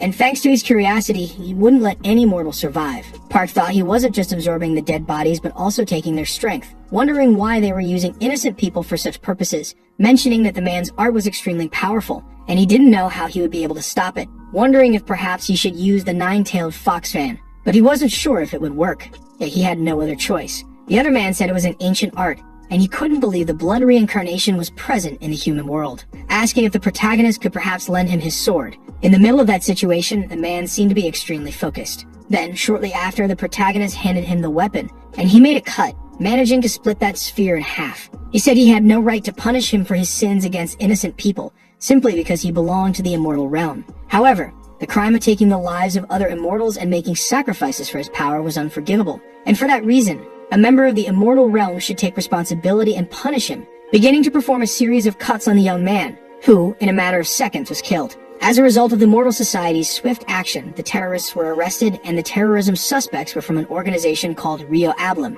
Meanwhile, that lady seemed to be watching the news. A man was giving his opinion on TV, mentioning that Mortal Society had done nothing and in the end had only managed to film the scene. He said they just needed to watch that video because those two were their former heroes, and the identities of the protagonist and his friend appeared on television. The presenter said that person was extremely familiar, asking if they remembered him, as he was the hero who had appeared a year and a half ago, the one who had decapitated the giant bird from before. Sometime later, that man was apologizing to his lady, mentioning that he wasn't qualified to belong to the immortal realm, and whatever punishment was given to him, he would not avoid it. The lady, in turn, asked Park if, after doing all of that, he still dared to look her in the eyes. Then, at that moment, the protagonist bowed, apologizing for the inconvenience, thinking that the girl didn't even seem angry. Then the lady asked the man to raise his head, saying she wouldn't claim that his actions were wrong, but rather, she was reprimanding him to be more cautious. She told Park to prepare for disciplinary action, and shortly after, she dismissed them both. Sometime later, Park seemed to have returned to his garden, feeling as though he had been away from it for days, saying that he could finally see it again. That he grabbed some notes, thinking that he hadn't expected to find what was hidden in the statue from before, mentioning that he didn't think it had any special power. Shortly after, the bear appeared on top of his head, asking if that wasn't his handwriting. The protagonist asked if that family had done something wrong to the bear. The spirit, angry, said it was thanks to that family that he was in this form. Meanwhile, Park seemed to be analyzing the scroll, which didn't seem to have anything special about it, thinking that without a doubt, the one who wrote that was certainly King Sejong. In the writing, it said that he knew he didn't have much time left to live, but even so, he wasn't afraid of anything. However, the one thing he feared was seeing his son close his eyes before him, and the rest of his worries were about the people he would leave behind. Seeing that Hyang was losing weight day by day due to the curse of a deity. That's why he was concerned that after he and his friend died, someone protected by the immortals might seize power over the state, which could lead to that land being covered in the blood and tears of innocent people, because long ago, many lives were lost because of the deities. And before that happened again, the era of immortals treating the human world as a mere plaything. Those who hadn't awakened their spiritual physique would also need power to confront the immortals. There was a distant war in the northwest and some letters called runes, and it was said that if all were combined, it would reveal their true power, and it functioned like a verse with power within the letters. Therefore, if someone could create a text with them, they could accomplish something incredible. Park said that perhaps he was trying to create a language system similar to the Draco Bone script. The bear said that the cleverness of that child was famous, even in the immortal realm, and if he had lived another year, he would have achieved that. However, the protagonist quickly said that he believed the man had accomplished that feat. Continuing to read, the writing said that if anyone was good at reading and writing, then they should just learn how to activate it. That way, anyone could end up using the power of the letters. And his final wish was that those 28 characters would not disappear from the world, so that people could easily achieve their goals. Reading the content of that book, the boy was pleased, congratulating the person who was already dead, stating that the future the great king desired had become a reality. The boy used his abilities and the wooden blocks began to levitate. The young man was amazed by his attack power, and that all of this was due to the power of words and sounds suited for instructing the people, as they had said that if you could imagine the words in your mind, then you could use them just by reciting. Then the protagonist said the word burn, and the objects began to catch fire. Park Han-il was amazed by what he was seeing, getting excited and continuing to burn the objects. That little bear appeared again, wondering who was making so much noise. Then startled, he asked why the young man was playing with fire in broad daylight, jumping on the boy's head, asking how someone who couldn't even create fire without him had found a way to create it, and that the boy needed to be careful so the fire wouldn't spread. Park Han-il thought about how when he said the word louder, the fire grew stronger, or if the louder he spoke the word, the more it would consume him. Then he fell silent to think about the matter, and concluded that if he could make a long and meaningful word, he could create something more powerful and effective. Park Han-il took a deep breath and shouted, telling the sky to lament and cry as much as it wanted, continuing to shout the word sky multiple times. However, nothing happened. The boy, for his part, said that saying that out loud was a bit embarrassing, but then he noticed he wasn't alone. Sunbeam smiled after witnessing the whole situation. Embarrassed, the protagonist asked how long she had been there watching, and the girl, for her part, started making jokes about his training. Then she said it was fine to do that, and that she respected it, and smiled at the young man, which made him even more embarrassed. After that, Park Han-il asked why she had come there, and the girl replied that she had heard he was entering the celestial battle. Then she asked if the protagonist had beaten Chol and commented that he was improving quickly, saying she had gone out a bit to prepare for the battle and found something for the boy, mentioning that she was supposed to be looking after him, but hadn't been doing so lately. But it seemed she didn't need to anymore. Then she tossed something to the boy. Park Han-il, for his part, asked what it was, and the girl replied that it was a scripture, and they had asked her to deliver it since he had entered the celestial battle. The boy asked who had made it, and Sunbeam said it had been a sage, the protagonist's father, leaving him completely shocked. Then he became irritated with the girl, asking where she had found this person who claimed to be his father. The girl replies that she had found him in a place called Shenfu. A long time ago, Huaneng descended from the heavens and gave mugwort root to a bear and a tiger who wished to become human. Unlike the tiger who fled, the bear endured eating the root and became the human Unmyo. Together, Huaneng and Unmyo gave birth to Dangun Wanjiam and created a new history for Korea. That was the myth most people knew. However, what wasn't remembered within this myth was that Unmyo was not Huaneng's legitimate wife. Huaneng, along with his family, cultivated the sacred tree of life in a place in Korea where the heavens connected with the earth, governing a place called Shenfu. Stumbatum says that the protagonist's father was married to Huaneng's youngest princess and resided in Shenfu. She explains that she had finished her work in Shenfu and was preparing to return when a man approached her, saying that her son was in debt to the palace and would soon be in trouble, so he had written something of vital importance, not saying anything more after that. Park Han-il thought his father had abandoned his family and simply fled somewhere. He had squandered the family's fortune for his own pleasure, and the burden of the accumulated debt was distributed to his mother and paternal grandmother. However, his father ignored all the blame, and in the end, his grandmother died for nothing. Park Han-il grows serious, thinking that his father had found another family, and that his previous family meant nothing to him. Then Sunbeam asks him to open the box, as it was truly a valuable item. When he opens the box, the protagonist finds a sealed mystical bamboo fan. The scripture in the form of a fan had been created to tame and seal demonic beasts and evil spirits.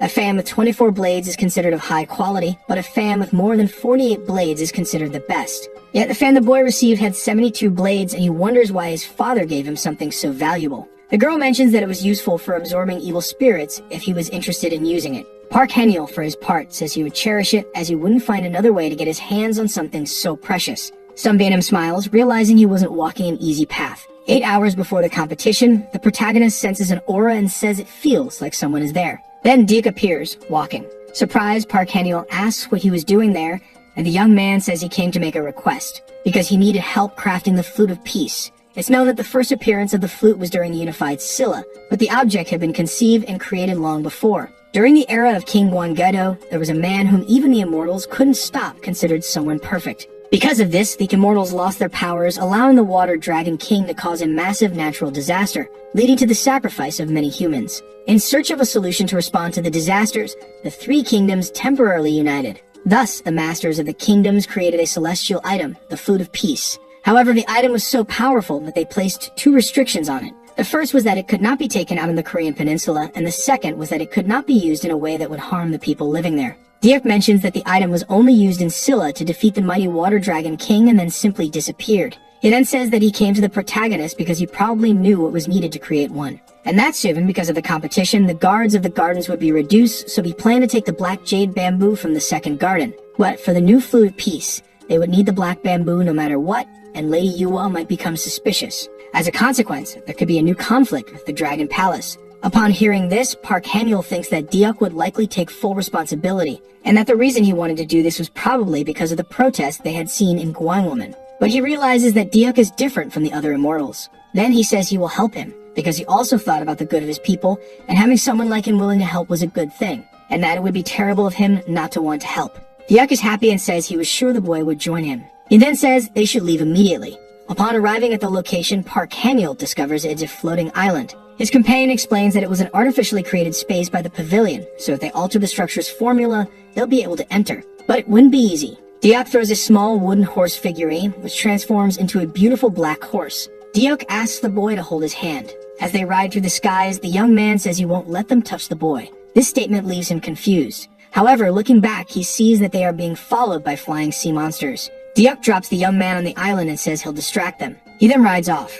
But Park Han-yeol realizes he'll also face problems there. Deciding to ingest the mandrake drug, he recalls that the proper sounds for the instruction of the people, the longer and more meaningful the sentence, the better. He then shouts the word fast and begins to run faster. He senses an unusual energy coming from two places and thinks it would be great if one of them were from the Black Jade Lake. Suddenly, he is attacked by a lizard monster, but he dodges. Park is surprised because the creature seems stronger than a celestial immortal. If it had a wood attribute, he'd be at a disadvantage. However, the boy says he has already taken his drug, so it would be hard for them to get past him. The creatures charge toward him. The protagonist shouts the word appear, and a brown bear appears. The lizards try to flee, but the bear continues to chase them. It tells the boy to keep waving his fan. The protagonist thinks it's no wonder he's called the god of the Fire Mountain. Among the great mountains, the evil spirits who command the mountains and have the word evil in their name are rare. And among all of them, there is only one that can control fire naturally. According to legend, people in the past believed that the mountain's fire would spread throughout Seoul, and to prevent that from happening, they created a lake around the mountain, suppressing the fire energy for years. The creatures flee, and the bear asks the boy to help him. Park Han-yeol thinks it's strange that they are running right toward that energy. After all, it's probably the Jade Lake that's providing nutrients to this island, given how well the plants grow there. From the top of a tree, the boy sees the lizards fleeing toward a turtle-shaped structure. He wonders if that is the Black Jade Lake, but it seems to be just a stone. Then the little bear asks to be let down there. The boy responds that he's never seen anything like it before and asks if the bear won't regret it later, to which the animal replies that it's curious. The boy then waves the fan and the bear returns to being a massive brown bear. As it defeats the lizards, the beast remarks that they are very weak. But from inside the cave, something observes the bear. It then traps the bear in a water bubble, and the bear asks for the protagonist's help. He bursts the bubble using his abilities. Park Han-yeol comments that it must be the creature serving as fertilizer for the island. The little bear is surprised to see that there really is a creature inside. The protagonist wonders if the creature is a Yumhate. If a baby is this size, imagine it as an adult. He's also surprised that it's not a lake, but a divine beast trapped to feed someone's ego and of the Lee family. The bear comments that while it may be a baby, it's around 2,000 years old. And seeing it use that technique uncontrollably, it seems like it doesn't know the basics. While holding his fan, Park Han-yeol says it's good for the bear. Frightened, the small animal asks what he's talking about. The boy waves his fan, saying he'll give the bear a jar of honey later to make up for it. He then traps both creatures inside his fan. Inside the item, the creature fights with the brown bear. Park Han-yeol is pleased to see that both fit inside. He closes his fan, saying it's time to leave. While walking with Diuk, a boy thanks him, as they manage to leave safely thanks to his help. The protagonist wonders why Diuk seems so out of breath. He then notices that his companion is bleeding, but Diuk tells him not to worry because he just needs to rest for a while to recover.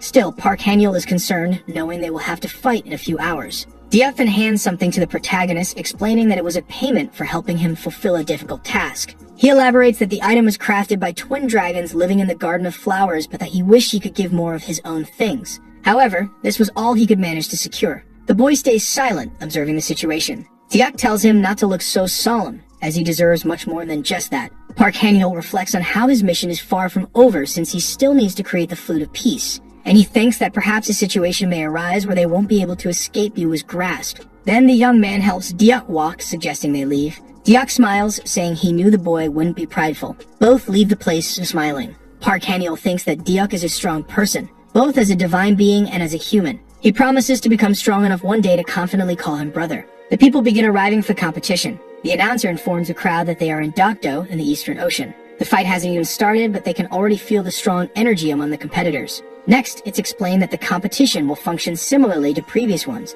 where there will only be one winner between two teams. Some are worried that this year's competition isn't balanced because the opponents come from different worlds. Park Han-yeol watches Deok, thinking about how he didn't even seem injured a few hours ago. Before the competition begins, representatives from each country send a message of greeting to the Water Dragon King, asking for his understanding as the competition will be held in his domain. Then some women prepare to transform part of the waters between the Korean peninsula and Japan. The two islands connect. This is the power of the sages. Thanks to them, the power of the water dragon has synchronized, creating a new space. The higher-ups chose the participants, and they were examined to meet the conditions set by each representative. A masked figure introduces herself as Siva, saying she will judge the competition with fairness and honor. Until a winner is decided, she promises to protect Yua with her life. A second masked figure appears, introducing himself as Odin, also stating that he will judge the competition with fairness and honor. He promises to protect the 7 branches with his life until a victor is chosen. Suddenly, the protagonist's bag begins to glow. The boy thinks that the masked man must be carrying the sword that holds the power of the 7 branches because it is reacting to the axis. The box containing the sword opens. The item seems to come to life. However, Odin contains it, apologizing, explaining that the sword has a competitive spirit and goes mad when it senses a worthy opponent. But it was strange for it to react this way when the sword's owner doesn't even exist. Odin then apologizes for disrupting the competition. Yua comments that if the broken sword carries the divine power of the blacksmith, the man should know the level of that spirit. Park Han-yeol thinks the item must be the broken sword. It was named that way because the blade is so strong that it breaks any other. It's said that it was made from the bones of Valhalla's humans, which were strong and had significant combat power. The young man realizes that the sword's power must have been contained by the masked man. If he hadn't stopped it, the sword might have gone toward him due to its synchronization with his axis. The man must have sensed that someone there had enough power to make the sword react. Next, it is announced that Lee Ung will be the first to participate, and he will face a celestial immortal. Someone sits next to the protagonist and says that it's a pity. The person is Go Hyen-hwa. The boy asks, "What's a pity?" The girl replies that if he continues watching, he'll find out, as she hates explaining things. When the protagonist looks at the arena, Lee Ung's opponent summons a Kamitachi. The weasels charge at the boy, but he blocks the attack and tries to counter the celestial immortal. But before he could attempt anything, Kamitachi returned and managed to strike the boy, leaving the protagonist startled by what he was witnessing. Park Han-yeol thought about how that celestial immortal had adapted and grown stronger within seconds. Go Hyen-hwa smiled and asked if the young man understood, remarking that he was probably wondering how the opponent was winning without using any weapons. However, even if he didn't win, the boy should at least consider that on the other side, energy itself was also a weapon. This competition also served as a demonstration of the difference between Korean and Japanese abilities, and even the royal family was watching. The secret purpose of the competition was to create a performance that would stay in their memory. It was an opportunity to regain the dignity of the Go family and showcase it to the world. Yua wanted to show the world an image of Koreans defeating the Japanese. At first, Lee Ung was just another piece. However, the boy managed to stand up after the Kamitachi's attacks. Lee Ung had taken severe damage from his opponent's attack. His physical condition was deteriorating rapidly as the wound inflicted by the Kamitachi caused him to bleed profusely. This prompted the tournament's narrator to question whether the Koreans would lose in the very first match. Then Lee Ung attempted a counterattack. But before he could do anything, he was once again easily struck by the weasels. As a result, the boy was left even more injured and collapsed to the ground, unable to stand any longer. The narrator then announced that the first match ended in a victory for the Japanese. Go Hyen-hwa turned to Park Han-yeol, asking if he shouldn't be happy since, thanks to the young man, the Japanese wouldn't have high expectations. She then confidently stated that the boy could win his battle. She explained that they had to be the best in order to stand out. Park Han-yeol stood up and said he would do his best, adding that he was sure he would win. As he entered the arena, the announcer pointed out that the boy had become famous due to Yua and the incident at Gwangwoman. The same celestial immortal who defeated Lee Ung sneered, saying that another fool was coming his way, remarking how weak these people were. However, Park Han-yeol quickly dashed for the young man, delivering a punch to his face. Everyone watching the fight was stunned by what they had just witnessed. Park Han-yeol had defeated his Japanese opponent with a single blow. Some banners shouted for him to be careful, warning that charging in like that could be dangerous. Diak, however, said that in his opinion, the young man's move was clean and efficient. The girl questioned whether efficiency meant throwing oneself at the enemy without any defense. How could that be considered a battle technique? But Diak responded that it was indeed a technique, because that's how the protagonist had learned to fight. Park Haniel consumed one of his drugs, gaining a vitality boost in his cells and increasing blood production in his body. The boy thought that using it would make him more resilient, but it would be better if he had used something with a hemostatic agent. Another Japanese opponent then entered the ring. Park Haniel glared at her with a murderous look, which made the girl nervous. Yet she stated that she wouldn't go easy on him. She then summoned giant samurai statues. The boy figured that his opponent was using those to avoid close combat. He clenched his fist.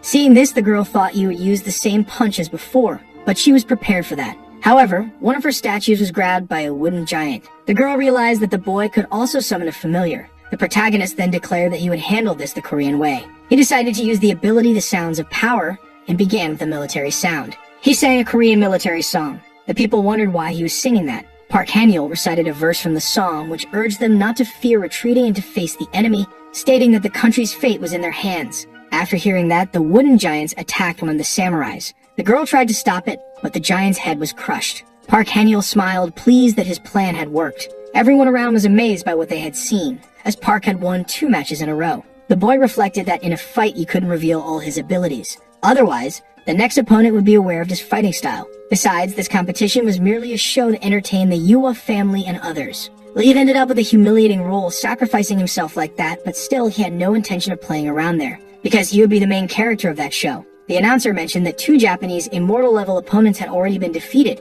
and now there was a match against a pure immortal opponent, so they should see if Park could win again. Observing the man on the battlefield, people speculated that he could be a shinobi. Park, on the other hand, thought that the man's aura was certainly different from that of a celestial immortal, assuming that this was indeed a pure immortal. Quickly, the man threw some kunes at the protagonist, who swiftly summoned his wooden dolls to defend himself. Then, an explosion happened, and once again that man attacked the boy, who barely managed to dodge the attack. However, those kunes exploded again, throwing the boy into the air. The man about to strike again was met by Park casting a spell to avoid the attack, saying that the man had almost sliced him in half. Because of that, he needed to respond with much more strength, casting a spell at the shinobi. Irritated, the bear said that the protagonist had left him alone with the man, but Park only smiled. He asked who that shinobi was and why he wanted to face the boy, but the protagonist said he'd explain the details later. Looking at the man's clothes, he noticed that he bore the crest of the Suzuki clan, and few people wore the pride of the 3-legged crow. For that reason, the bear said he would take out his anger on the shinobi instead of the protagonist.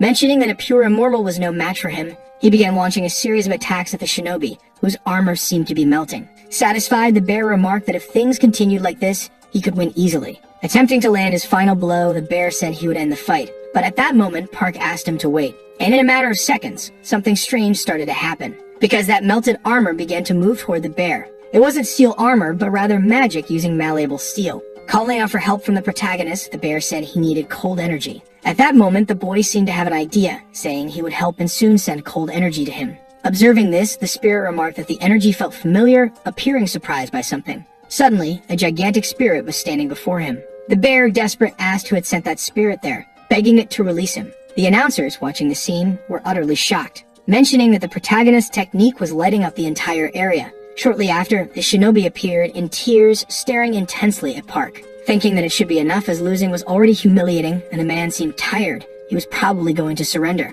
However, it wasn't the shinobi who spoke, but a woman beside him. An intimidating aura began to surround the woman, who said it was just a fight, and to be precise, an event created peacefully between both sides. Therefore, she didn't think they needed to risk the lives of 2 talents over this. Park, observing the situation, remained silent. Meanwhile, the 2 of the young man's companions watched the scene. The protagonist thought that this meant he was someone who couldn't die there, mentioning that the man was someone sick as she had lent to the sanctuary. Then the lady said she felt ashamed, as she had felt pity for one of the participants, and thus had interfered in the fight between them. For that reason, they had the right to withdraw their participant from the fight. Observing this, Park seemed surprised. Yua, thanking them for their efforts, stated that the young man had won 3 times in a row. Because of this, she couldn't imagine he possessed such incredible skills and items. Park thought that even if she tried to compliment him, it was still quite humiliating, saying he could have done much better if he had been notified of the event earlier. The woman, on the other hand, asked what he was talking about. Park then said that thanks to her, perhaps he had gained more attention from the mortals, asking if she thought that, as an awakened one,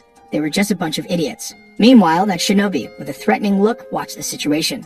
Looking at the man, Park thought he felt sorry for him. Shortly after, he met up with another girl who said he had done a good job, mentioning that it was a shame, but the protagonist said it was fine. However, the girl clarified that she wasn't talking about Park, because on artist shows, people like him were called producers since, even though they had skills, they could be discarded in seconds.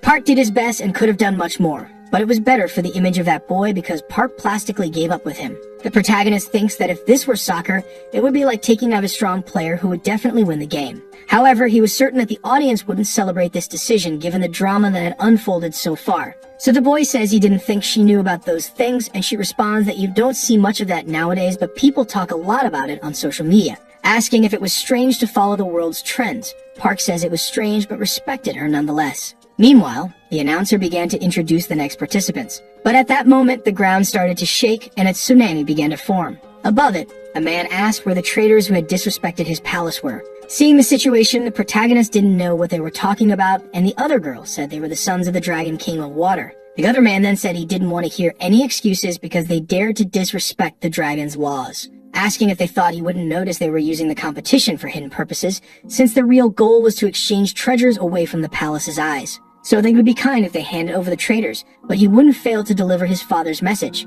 He demanded they return the 7-branched sword's axis they were carrying, and if they showed sincerity and offered apologies, his father might forgive them and return the items they brought to that place. However, those around seemed to disagree with all of it, so the man asked if that was their decision. Grabbing his weapon, he began to prepare for an attack, saying that all of them would be swallowed by the ocean and cast into the 7 seas, starting to unleash the ocean that had been contained. Park, watching this unfold, thought that everything had happened very suddenly, but he needed to take advantage of the situation and merge the axis with his sword. Soon after, he seemed to find the person he was looking for, thinking that if he could make the resonance between the two like before, it might work. But at that moment, a water dragon began to envelop the area. Submerged in the water, the protagonist thought that if things continued like this, he wouldn't be able to make it. So he had no choice but to do it. He began to draw a magic sword. Feeling pleased that it worked, he quickly managed to escape the water. However, he ended up plunging back into the ocean. Thinking he didn't expect to be thrown back into the water again, he realized he needed to get out of that place soon. At that moment, a glow began to envelop the area. Because the protagonist's sword seemed different, Park thought it was one of the strongest energies he had ever seen in his life, wondering if it was, by chance, the golden aura from the axis. It was probably because it had been held and sealed before, and that's why it had such overwhelming energy. Wondering if it wasn't too much energy because it was even pushing his own energy. Because of that, it was too much power, and if it continued like that, his body wouldn't be able to withstand it, so he had to release the energy. However, he was shocked, thinking he had only struck once and already caused damage to space-time. He was surprised because that magic seemed to be trying to engulf him, beginning to fall in that place. Sometime later, the protagonist ended up falling into an unfamiliar location. Looking around, he was astonished, wondering where he was. He supposed it was a space-time created due to the enormous power of that sword. It was worse than the garden gates that led to an entirely different dimension. Wondering if by striking another blow he could return to the same place as before, but it was better to explore a bit before trying that. However, at that moment he was struck by something. Before him, an unknown person was walking. Observing the man, Park seemed to recognize him, supposing it was that shinobi from earlier, thinking that the boy had been so enraged before that he had followed him to this place. Soon after, the boy stepped on the protagonist, saying there were more tools in the world than he imagined, but at least he would let Park choose which one he would use. The protagonist, in turn, said he didn't know how to speak Japanese, so the boy told him to choose the tool for himself. Shortly after, a plant appeared beside Park. Pulling the plant out, the shinobi asked what Park was doing, calling him a weak coward. Even though he had won those battles, he hadn't done anything but send his spirits to fight in his place. Asking if Park thought he could do something with earth magic, the shinobi still intended to make the protagonist swallow his words. Park then asked what he was talking about. Right after, that plant transformed into something different. The shinobi seemed to start having hallucinations, eventually falling to the ground. Park told him he couldn't just touch anything he saw. But at that moment, blood began to gush from the shinobi's mouth, and soon after he collapsed to the ground. Park said that he had managed to kill the shinobi, but even so, that was all there was to it. Shortly after, another person appeared, calling Park an idiot. Then the bear in human form said that every time he showed up, Park was completely wrecked. The bear mentioned that everything was fine and that Park just needed to use an elixir to recover like he always did. However, the protagonist said that he could tell just by looking at his face and asked him to be honest with him. The spirit said it looked like that had been a critical blow to one of his kidneys. Park thought it felt like his energy was draining out of his body, and if things continued like that, he could lose all his energy, and not only that, but also his life. The spirit reminded him once again that he didn't need to endure everything alone. The bear mentioned that Diak had helped him before, and for that reason, Park should be fine since his core contained the energy of a supreme immortal, and the power Diak had given him still existed, even before his transformation. The bear affirmed that Park had the dragon's blessing, a power that almost no one had, capable of even injuring divine and celestial beings. He questioned if the young man, who hadn't even lived for 100 years, already wanted to die. He added that it would be better for Park to be eaten by a bear than to die lying like a sack of potatoes. The bear doubted that Diak would want the protagonist to die in such a humiliating way. Shortly after, the protagonist apologized for everything. Then, he began to fade away. Meanwhile, Yue was ordering one of her servants to leave that place, thinking that, eventually, she would kill him. She believed that those people knew absolutely nothing, that they must be savages, because the East Sea was her territory. Yue mentioned that they didn't even appreciate her kindness in getting rid of that man, and now they were raising their blades against her. Recalling the words of that man, the girl thought the Dragon King wouldn't ruin his celestial battle with such an absurd lie. She wondered where that old serpent had heard such things. He was trying to create a hero amid that celestial battle. Even though her plan to be worshipped by humans had failed, it wasn't completely in vain. For that reason, they should wait and see what would happen. That way, soon, all the heads of the bastard sea would be brought to her. Meanwhile, the protagonist was waking up, wondering how long he had been asleep. As he checked how his energy was flowing, he noted that his lower core should recover soon. As he regained consciousness, Park wondered what was going on. He questioned why there were horns on his forehead, and his senses seemed much sharper. But either way, not much time should have passed since the incident. He remarked that his body felt cleaner than he had expected. Looking around, he supposed someone had been taking care of him. He guessed it might have been the bear along with Sunbae, wondering if he was still in the same place because he had consumed the magic pearl using the bamboo fan, creating that barrier. For that reason, Sunbae might have been taking risks to take care of him. Opening a door, Park went searching for that girl, and then he was surprised by what he saw. He wondered how that place had turned into a forest. He had built a shield there using his plants, but now the trees had grown immensely, leading him to suppose that a lot of time had passed. Looking to the side, he noticed that beyond the barrier, there was only destruction. He thought that those traces must have been left from a fight involving that girl. He wondered where she was. At that moment, he heard a noise. Quickly, he went to see where it was coming from. However, he was surprised. He noticed a house in the middle of that place. In front of him, a blue creature was lurking, and he realized it was his spirit. He remarked that it had grown significantly. Park asked why his spirit was so afraid of him, supposing it might be because of the horns. Then the spirit lunged at Park. However, Park easily dodged, telling the creature that it shouldn't bite its owner. At that moment, the creature seemed to realize that it was indeed its master, completely stopping the confrontation. Park remarked that it was very cute, mentioning that there wasn't much change in its energy even after eating the magic pearl, probably because it was using its strength to recover its inner core. Looking around, Park was surprised, noticing that his clothes were lying there. He wondered if there was something he could use. Additionally, he spotted a scroll. Reading it, Park questioned if it was written in Japanese, assuming it was one of those scrolls written by shinobi. According to what the spirit had said during the competition, the crow crest of the Suzuki clan was one of Yahagarasu's secrets. He speculated that these were the shinobi's clothes, wondering if they were the kind that had the ability to transform, since it was quite interesting just to wear them. Shortly after, the young man seemed to notice something, wondering what it was. He sensed that it was coming from the same place that had traces of a battle. Observing a group, Park wondered what they were doing since they were trying to break through the barrier. Noticing the color of their hair and their attire, he wondered if they were from that place.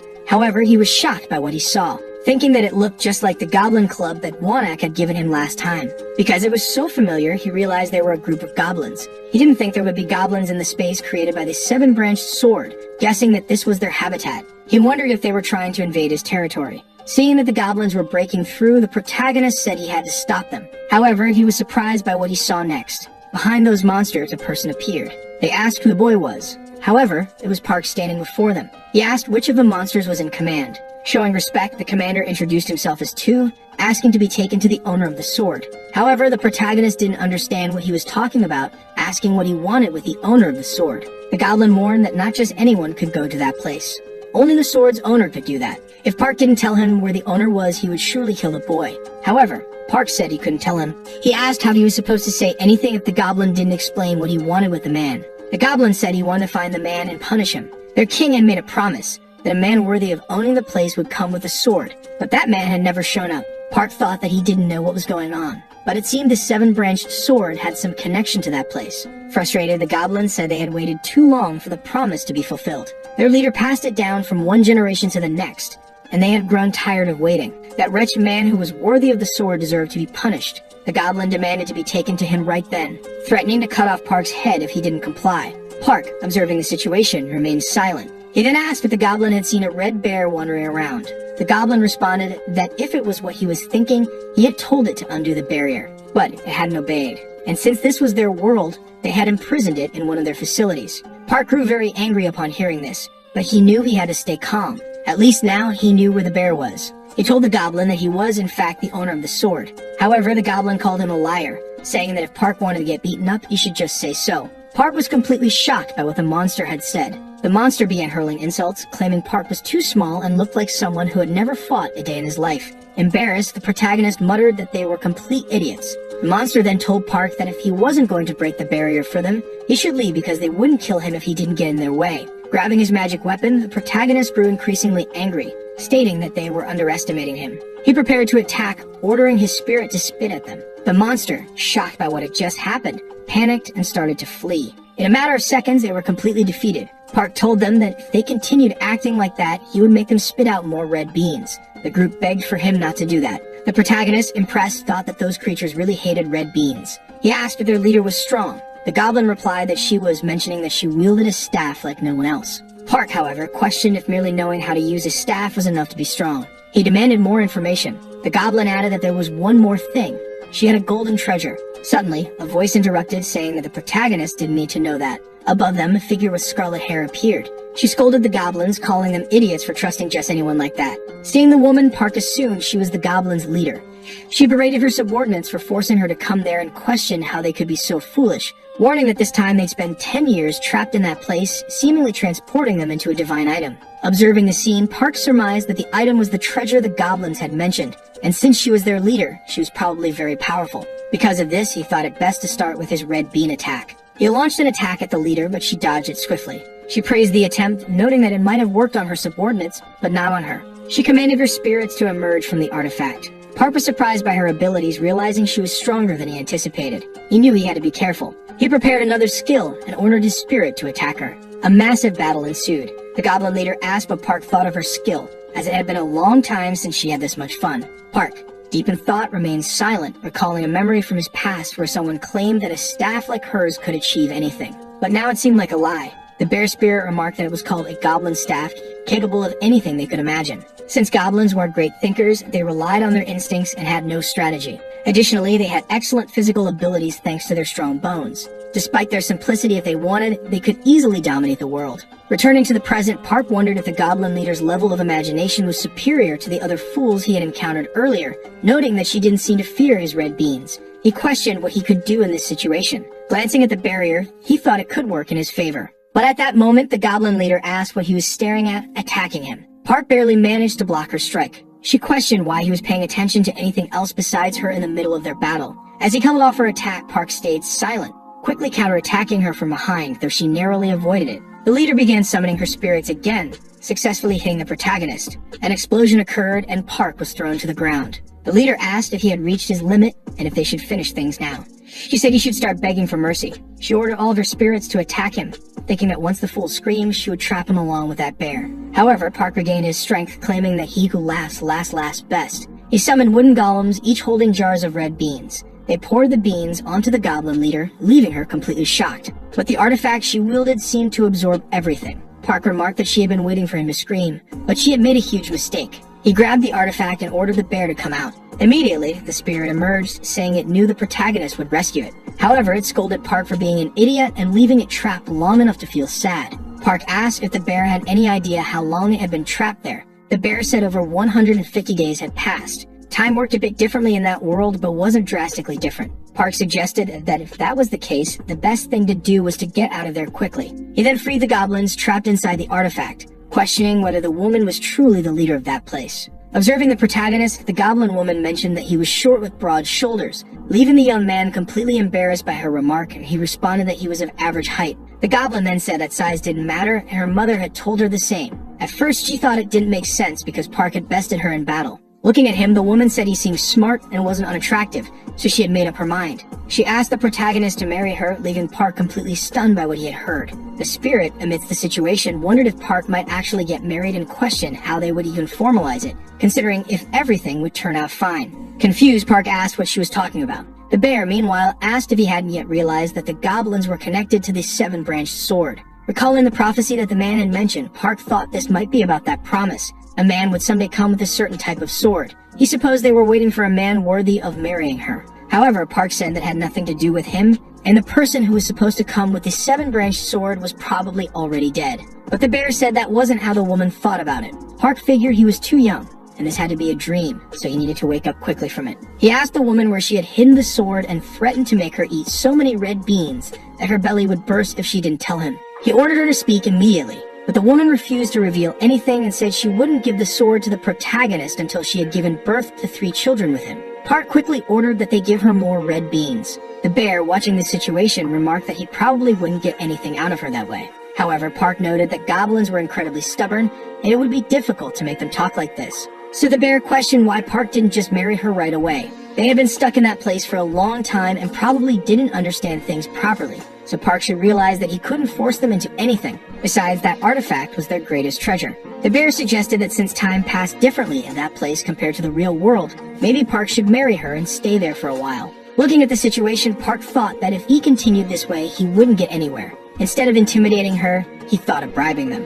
A little later, the goblin woman seemed to be waking up. She found herself tied up, and in front of her was a bit of food. At that moment, the protagonist noticed she had woken up. Once again, the woman declared that she wouldn't say anything until he married her. But Park replied that didn't make a difference. He told her to think about what she wanted while he enjoyed the food. He mentioned how delicious the rice cakes were. Watching him eat, the goblin woman's desire for the food grew immense, and she admitted she wanted a piece too. Park threw one into her mouth, and she was immediately enchanted by the taste. She begged for another piece. With a mischievous look, the protagonist watched as she started devouring them all at once. The goblin then said that he shouldn't think this would make her agree to marry him just because of it. She still insisted that they had to have 3 children together. As she chewed the food, the protagonist mentioned there were only 2 rice cakes left. Tears welled up in the goblin's eyes as she pleaded for just one more. Then Park picked up another rice cake, leaving just one.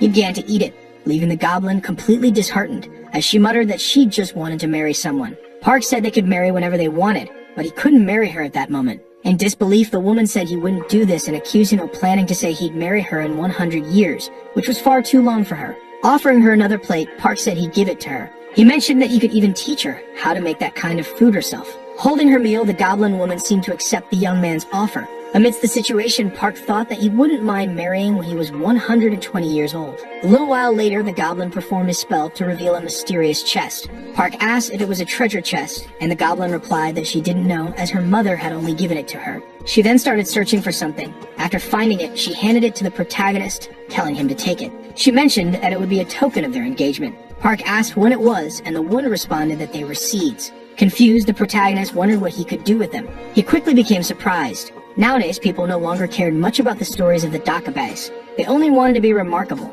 and if they got hold of something like that. However, goblins, for example, are honest about their possessive desires. They don't hold on to things, trading items and talents freely among themselves. But someone with valuable talents wouldn't part with them so easily. This often led to even more complicated situations. For that reason, negotiating with goblins by offering something they excelled at was the easiest way to get out of a situation like this. Taking the seed, the bear mentioned that it must be valuable in some way, asking the young man to inquire more about it from the goblin. Park wondered if he could keep something as good as that. He called the goblin, who affectionately referred to him as Love.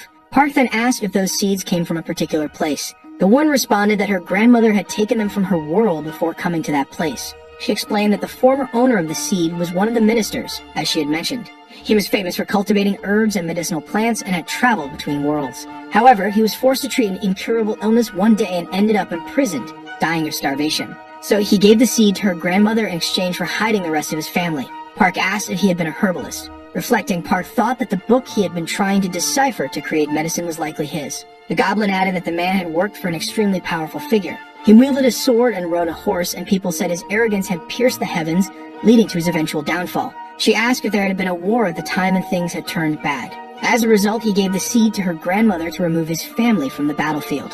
Park asked if that madman had dragged his family into war, and the woman confirmed it. He didn't want to suffer from their loss, so one could imagine what kind of man he was. Park reflected on the word loss. He thought it was even more disappointing than the suffering itself. The woman stood up, asking if they could continue. Park, observing the situation, urged her to calm down. Afterward, the woman took up her staff again. She began attacking the protagonist. Surprisingly, Park felt no pain at all. However, the woman said she was infusing something into him. Park mentioned that he wasn't feeling anything different. The goblin told him to relax, assuring him that he would eventually figure out how to use it to his advantage. Looking at the chest, Park thought that now all he needed was this 7-branched sword. Opening the box, he found the sacred sword inside. The bear remarked that swords at that level usually stored a lot of energy, but this one seemed quite different. Since its basic attribute was wood, there was no reason for Park to hesitate. Park replied that the contradiction of wood was precisely the earth. Even so, the bear insisted that no matter what happened, Park shouldn't stop. Seeing the energy, the bear urged him to go ahead with it anyway. At that moment, Park grabbed the sword, and a giant beam of light enveloped him. He appeared to struggle with controlling the sword.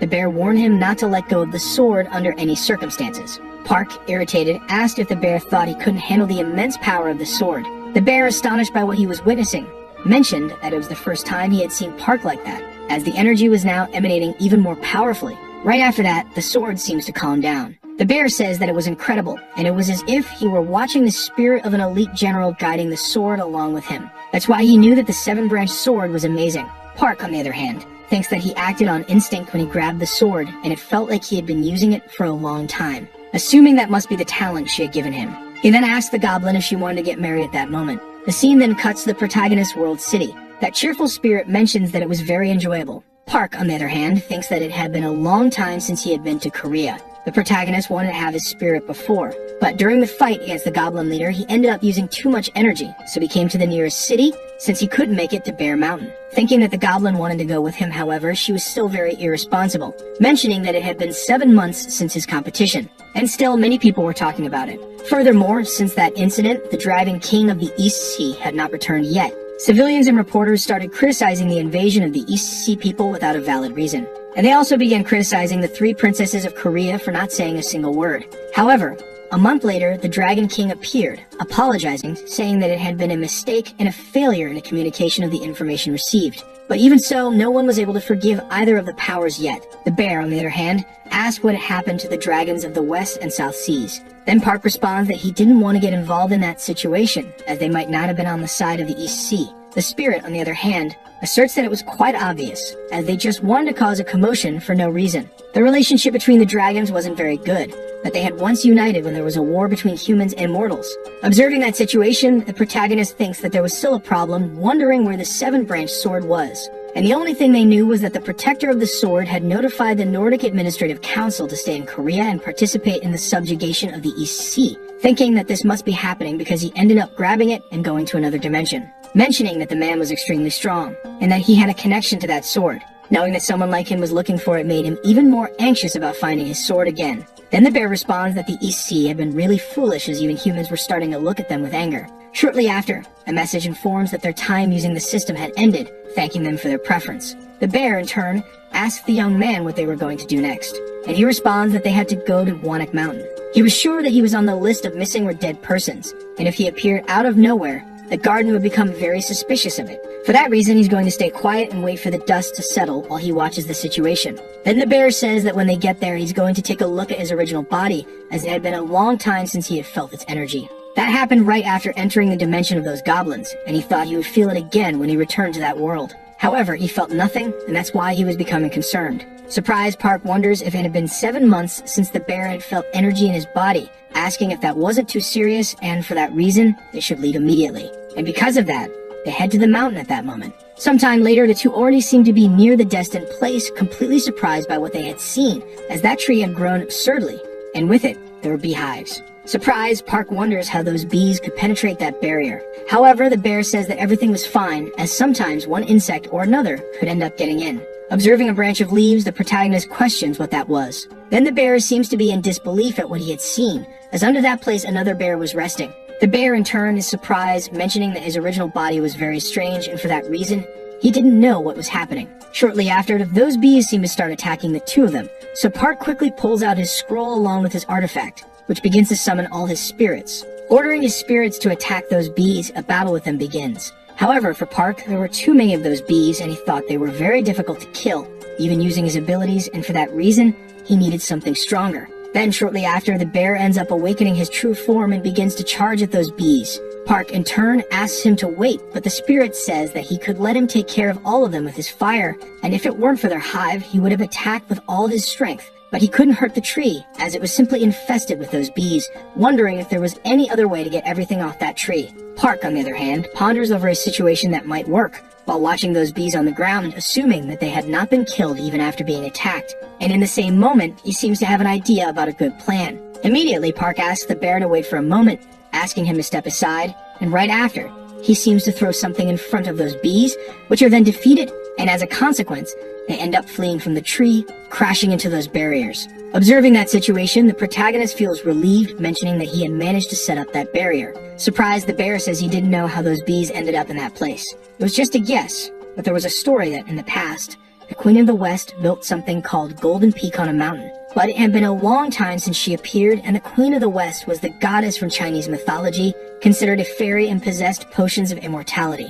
Pointing to the tree, the protagonist asks if he was saying that because of what had happened, mentioning that a long time ago some bees were traveling, and when looking for an area to settle, they smelled that place, and for that reason, settled in the tree. Standing up, the young man assumes that all the bees were already dead, as the smoke inside the barrier had already disappeared, asking the spirit if they should take a look. Shortly after, they seem to approach the tree, opening a hive that was filled with honey, saying that it was not ordinary as it was clear that it had pure energy in it, stating that they could even preserve it. Park in turn questions whether it would be possible to make a stock of honey in that place, assuming that he could use it somehow to make an extremely powerful elixir. Observing those honeycombs, he ends up finding bee larvae, mentioning that they still seem to be alive inside that hive and if he wasn't mistaken, had many nutrients that helped them grow. Beginning to taste them, he mentions that he wanted to know if that was true. Shortly after, the system announces that a drug has been consumed and the property of the drug was called royal jelly, which as a result stimulates the protagonist's growth. The protagonist says that thinking that the larva had honey, he had assumed it would be sweeter.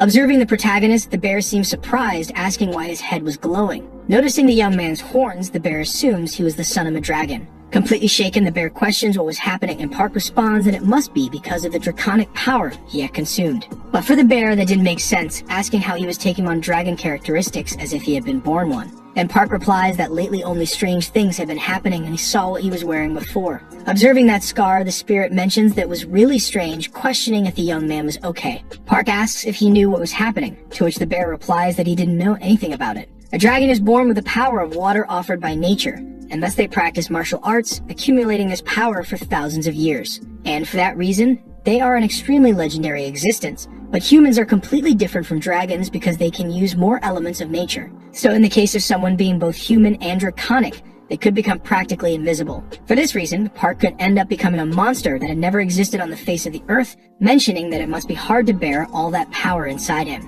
However, Park responds that he still hasn't fully developed, and because of that, it would be harder to manage. The bear says that seeing his core receive the power, his horns started to grow.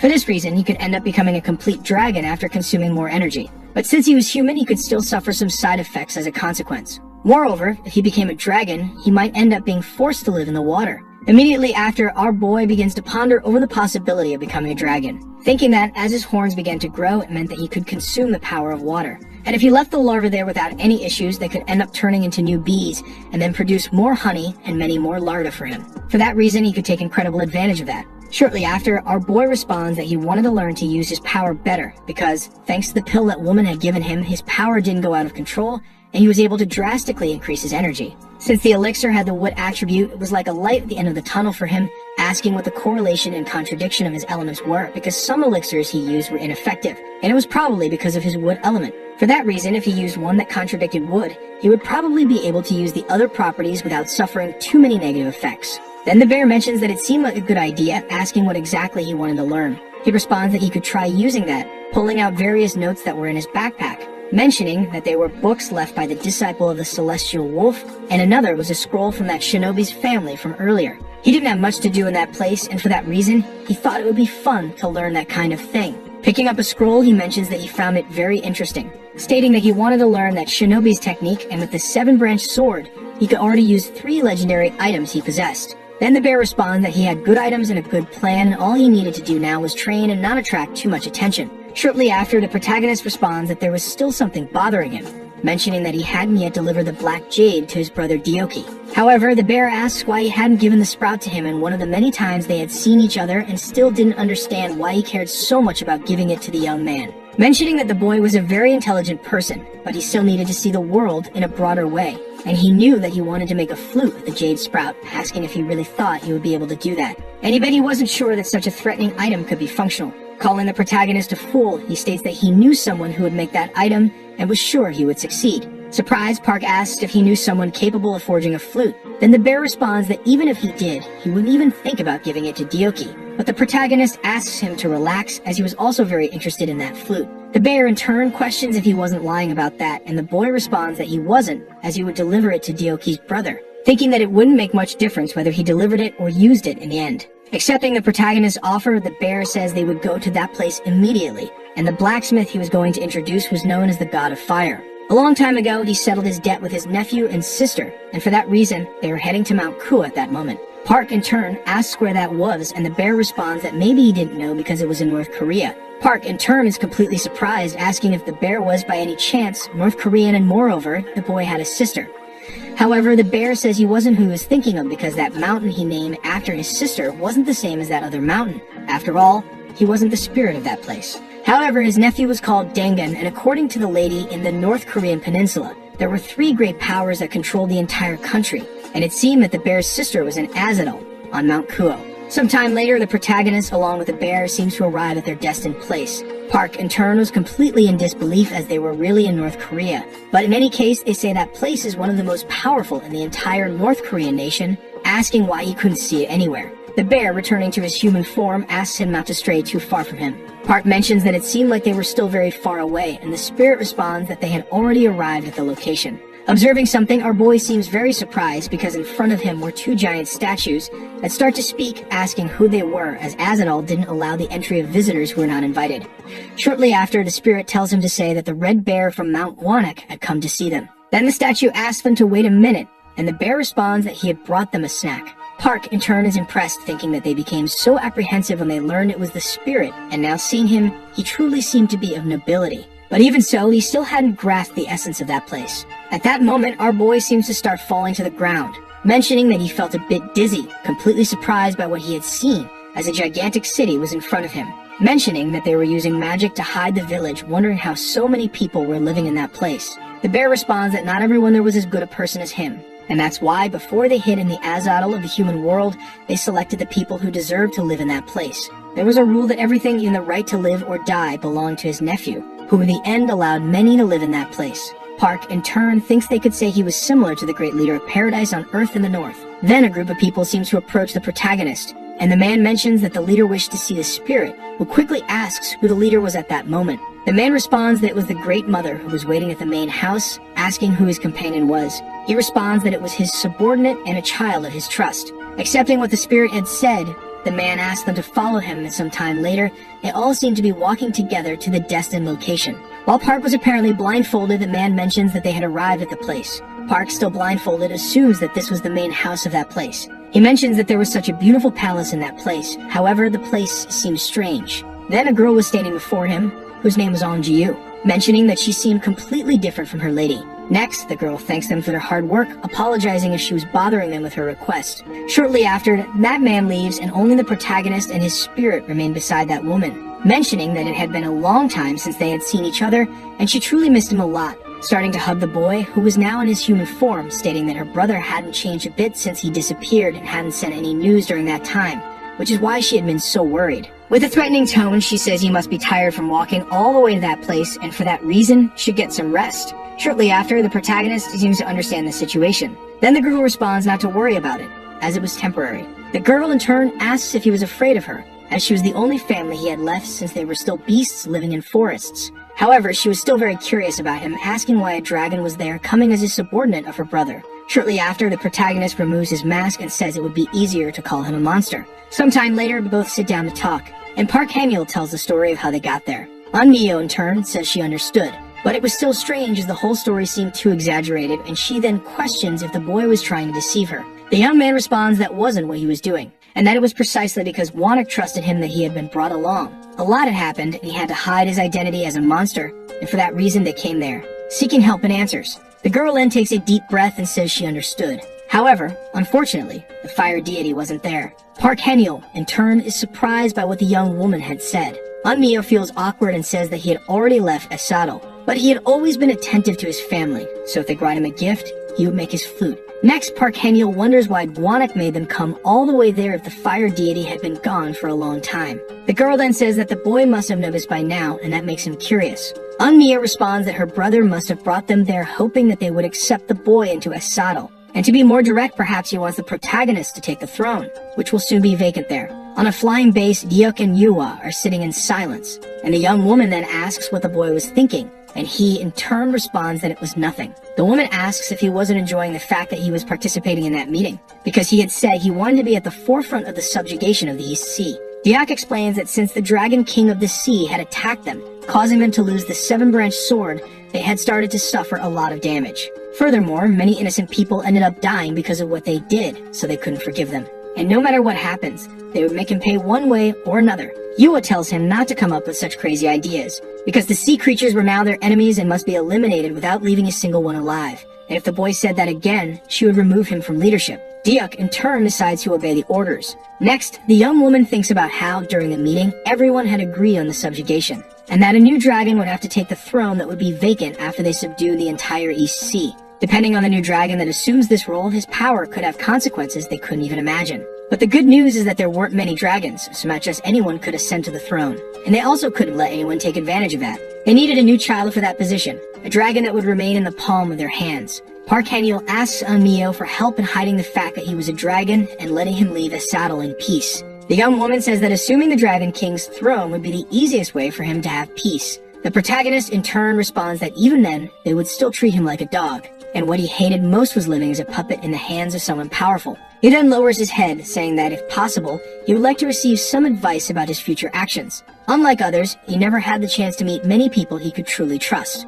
Eun-myo says that in that way it even makes her feel pity for him and his brother. Park Han-yeol lifts his head, asking what she was talking about. The young woman then says that she won't let her brother leave again, because a long time ago when her brother left Asadal, she tried to stop him in every possible way, and that she knew he had taken on the responsibility of caring for Mount Gwanak, but it was a shame to have left everything behind, becoming a miserable being. Park Han-yeol, in turn, says that he could sell his freedom to pay that price, but the young woman refuses the proposal. Eun-myo mentions that to sit on the Eastern Throne, his core needed to be filled with water energy, like the sea itself, otherwise there wouldn't be the thrones they had. Besides, the boy seemed weak, but there was something she could give him to help, because thanks to her connection with one of the Dragon Kings, she had the location of a place that would benefit him. So she would give it to him. With that, he could enhance the energy in his core and become stronger, while synchronizing with the water. Park Han-yeol thinks that he needed to leave before Gwanak woke up, but even so, he would still like to at least say goodbye to him. Next, the boy tells the young woman that he would never forget what she was doing for him. 3 days later, the protagonist is surprised by what he sees, as he had arrived at the throne of Mount Baekdu, and had never felt an energy like that before. While observing the water, he wonders if that meant there were cores inside that lake. He then decides to dive into the waters. Noticing that he could still breathe, he felt his body lighter there as if he were a fish. Upon reaching the bottom of the lake, he encounters something shining, and the boy thinks that must be what he was looking for. Soon after, he realizes that just by being near it, he could feel the water energy accumulating, deciding to get closer, thinking that perhaps he would become stronger. However, the young man realizes that it was more difficult than he thought. Then an explosion of energy occurs, but it doesn't affect the boy, who in turn feels different, as if his power was balancing inside him. However, his thoughts are interrupted when he senses an energy approaching. He then remembers that Eun-myo had told him that when he removed the seal, those who felt that energy would appear, and that perhaps the boy would face difficulties as they were beings more synchronized with the water. Park Han-yeol says they arrived too quickly. Upon returning to the surface, he encounters an enormous creature. The protagonist in turn says that he won't give up so easily, and then decides to strike the creature. However, that monster easily blocks the boy's attack. Shortly after, the boy is hit by lightning. A second serpent appears, questioning how a creature like him could carry the energy of a dragon when he couldn't even control it. The creature then responds that if they ate the boy, they would be able to evolve as well. However, the monsters noticed that where the protagonist had fallen, there were peach blossoms. Park Han-yeol was still standing. The serpent smiles and says that it was surprising, as it seemed he was preparing his own funeral with those flowers. However, when attempting to attack him again, a peach tree grows and ends up attracting the lightning to it. The protagonist smiles, seeing that his plan had worked. The serpents are shocked by what they just witnessed. Park Han-yeol then asks if the creatures still believe that the funeral was his. Noticing that his brother was irritated, the serpent says she would handle the situation, then unleashing her attacks made of crystals. However, they are destroyed in mid-air as the protagonist had used his scroll to stop them. That creature thinks it would be better to leave before things got worse, But before she could say anything, she realizes that her brother had already followed. Realizing that the battle was over, the boy releases his scroll and begins coughing, as he had used too much of his power without thinking, and he couldn't afford to lose there. Because if he lost, he would never get another opportunity like that. The serpents continue to flee, but the protagonist appears in front of them, making the creatures wonder how he had gotten there. Surprised, the creature asks how Park had arrived at that place, asking who that pest was, mentioning that he was very annoying and that she wouldn't let him get any closer. Next, Park seems to start charging an attack, and the creature can't believe what she's seeing, and soon after, she seems to start running away from the boy. With a piercing look, Park asks her to come back, managing to strike the creature. In disbelief, the snake wonders how he was doing that, apologizing to her brother, as if she stayed in that place, she might end up dying. That's why she decided to leave quickly, assuming that she had finally thought she would become a dragon and have the power of a throne. At that moment, Park was beside the creature, asking where she thought she was going. The plant that Park used to take down the two serpents was called Black Garden Bamboo, one of the most sacred plants in the garden, which had been enhanced for battles since ancient times and was used to take down two ocean serpents trapped with the spirit of the fox. While trapped, the creature begs her brother for help, and Park, at that moment, seems surprised by what he is seeing, wondering what kind of place that was, supposing that it might be some kind of palace, thinking that it must have appeared to him now that he owned the core, so it was better to take a look at it. Shortly after, the snake starts laughing, mentioning that she wouldn't do anything, begging to have the Black Garden Bamboo removed, because it was hurting too much and she didn't want to die that way. Accepting the creature's offer, Park says that if she tried anything, he would blow her head off, ordering her not to lie to the boy, asking if there were other ocean serpents like her there, to which she quickly replies that they came to that place when the barrier opened, so there should be 4 more serpents around. Park questions how they knew that the barrier had been opened, and the snake responds that they were connected to that place. She, along with her brother, were servants there, and that's why they still had a master. However, 6,000 years ago, their master passed away, so they trained all that time to take his place. Park, in turn, thinks that this could be very useful to him, saying he would remove all the Black Garden Bamboo from her if she could guide him to the palace. The serpent then asks if they would be free because it was a bit uncomfortable to remain in that form. Next, the creature transforms into a beautiful woman and introduces herself as Herrick. The protagonist, in turn, says they should continue. The girl looks back with a sad expression, lamenting that she and her brother ended up like this, but was happy they were still alive. Inside the palace, they stand before an enormous door. Herrick explains to the boy that everything within the structure moved according to the core, and it could be used freely by the water bearer. Since her former master died, that place became a sacred site, so anyone unworthy wouldn't be able to enter and open the barrier. Park thinks the strangest thing was that outside there was water with floating fish, mentioning that in that place, he could make a garden outside. Meanwhile, the two continue to walk. Then the serpent informs him that this was the Dragon Palace's vault, and only the core bearer would be able to open it, and all the treasures her master possessed were in that place. Next, the protagonist seems to be casting a spell, saying they should take a better look at it. Shortly after, he manages to open the place. Looking around, he notices that it was very clean. However, he is surprised by what he sees as a giant bookshelf stands before him. Observing its contents, he mentions that those books didn't seem like anything special. Starting to read one of them, he realizes it was a martial arts book. Then the serpent, now in human form, informs him that those were the celestial techniques of the dragon and her master had practiced all of them. Park, in turn, asks what she and her brother had trained in all that time to be able to claim that place. The serpent explains that most of them had sought a master capable of guiding them, but in her case, she and her brother hadn't had a master since theirs had passed away. Since then, they had been making do with what they had. Park thinks that must be the reason why the serpent so strongly desired to return to that place. And if he were to take seriously what she had said, they might end up evolving into dragons if they learn to use their techniques correctly.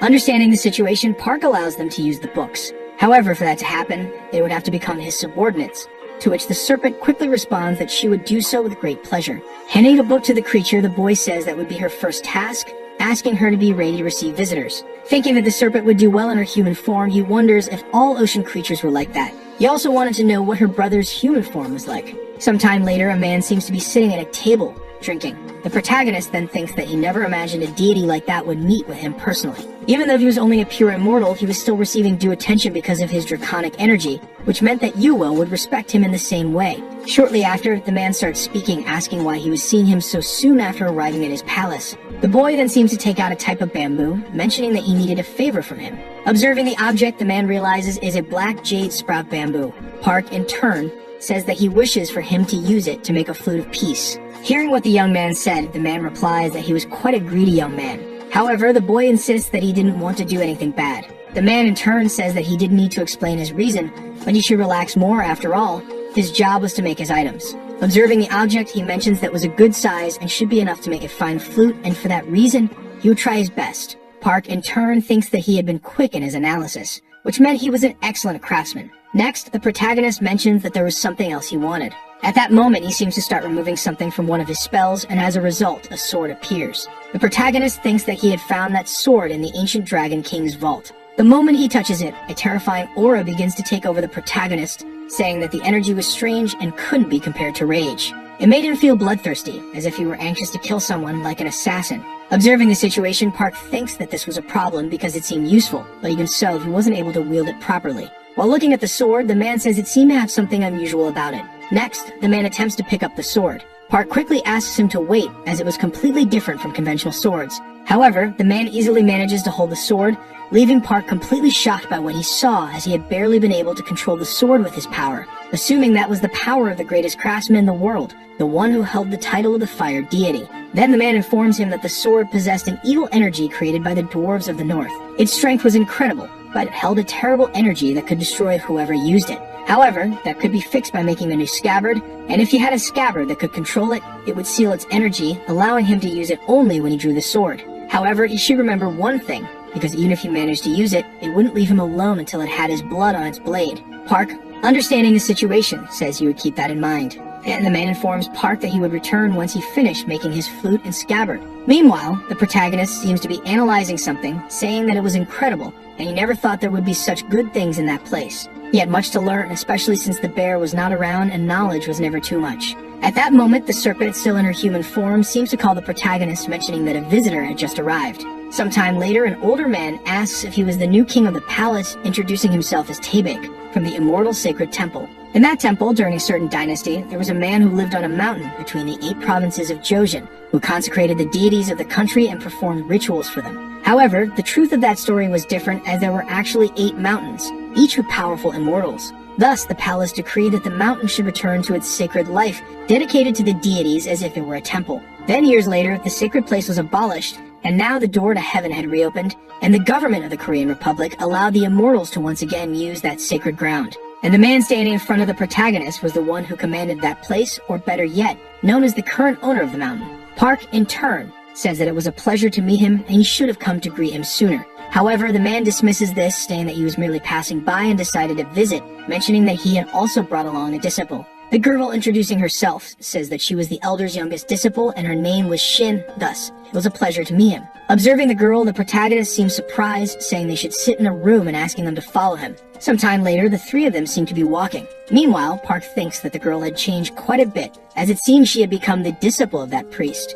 But in any case, the visit was very strange, and he wondered what the priest might want. Soon, the priest begins to speak, questioning the protagonist's relationship with the noble bears. The boy explains that they were very difficult beings and at the same time owned many things between heaven and earth.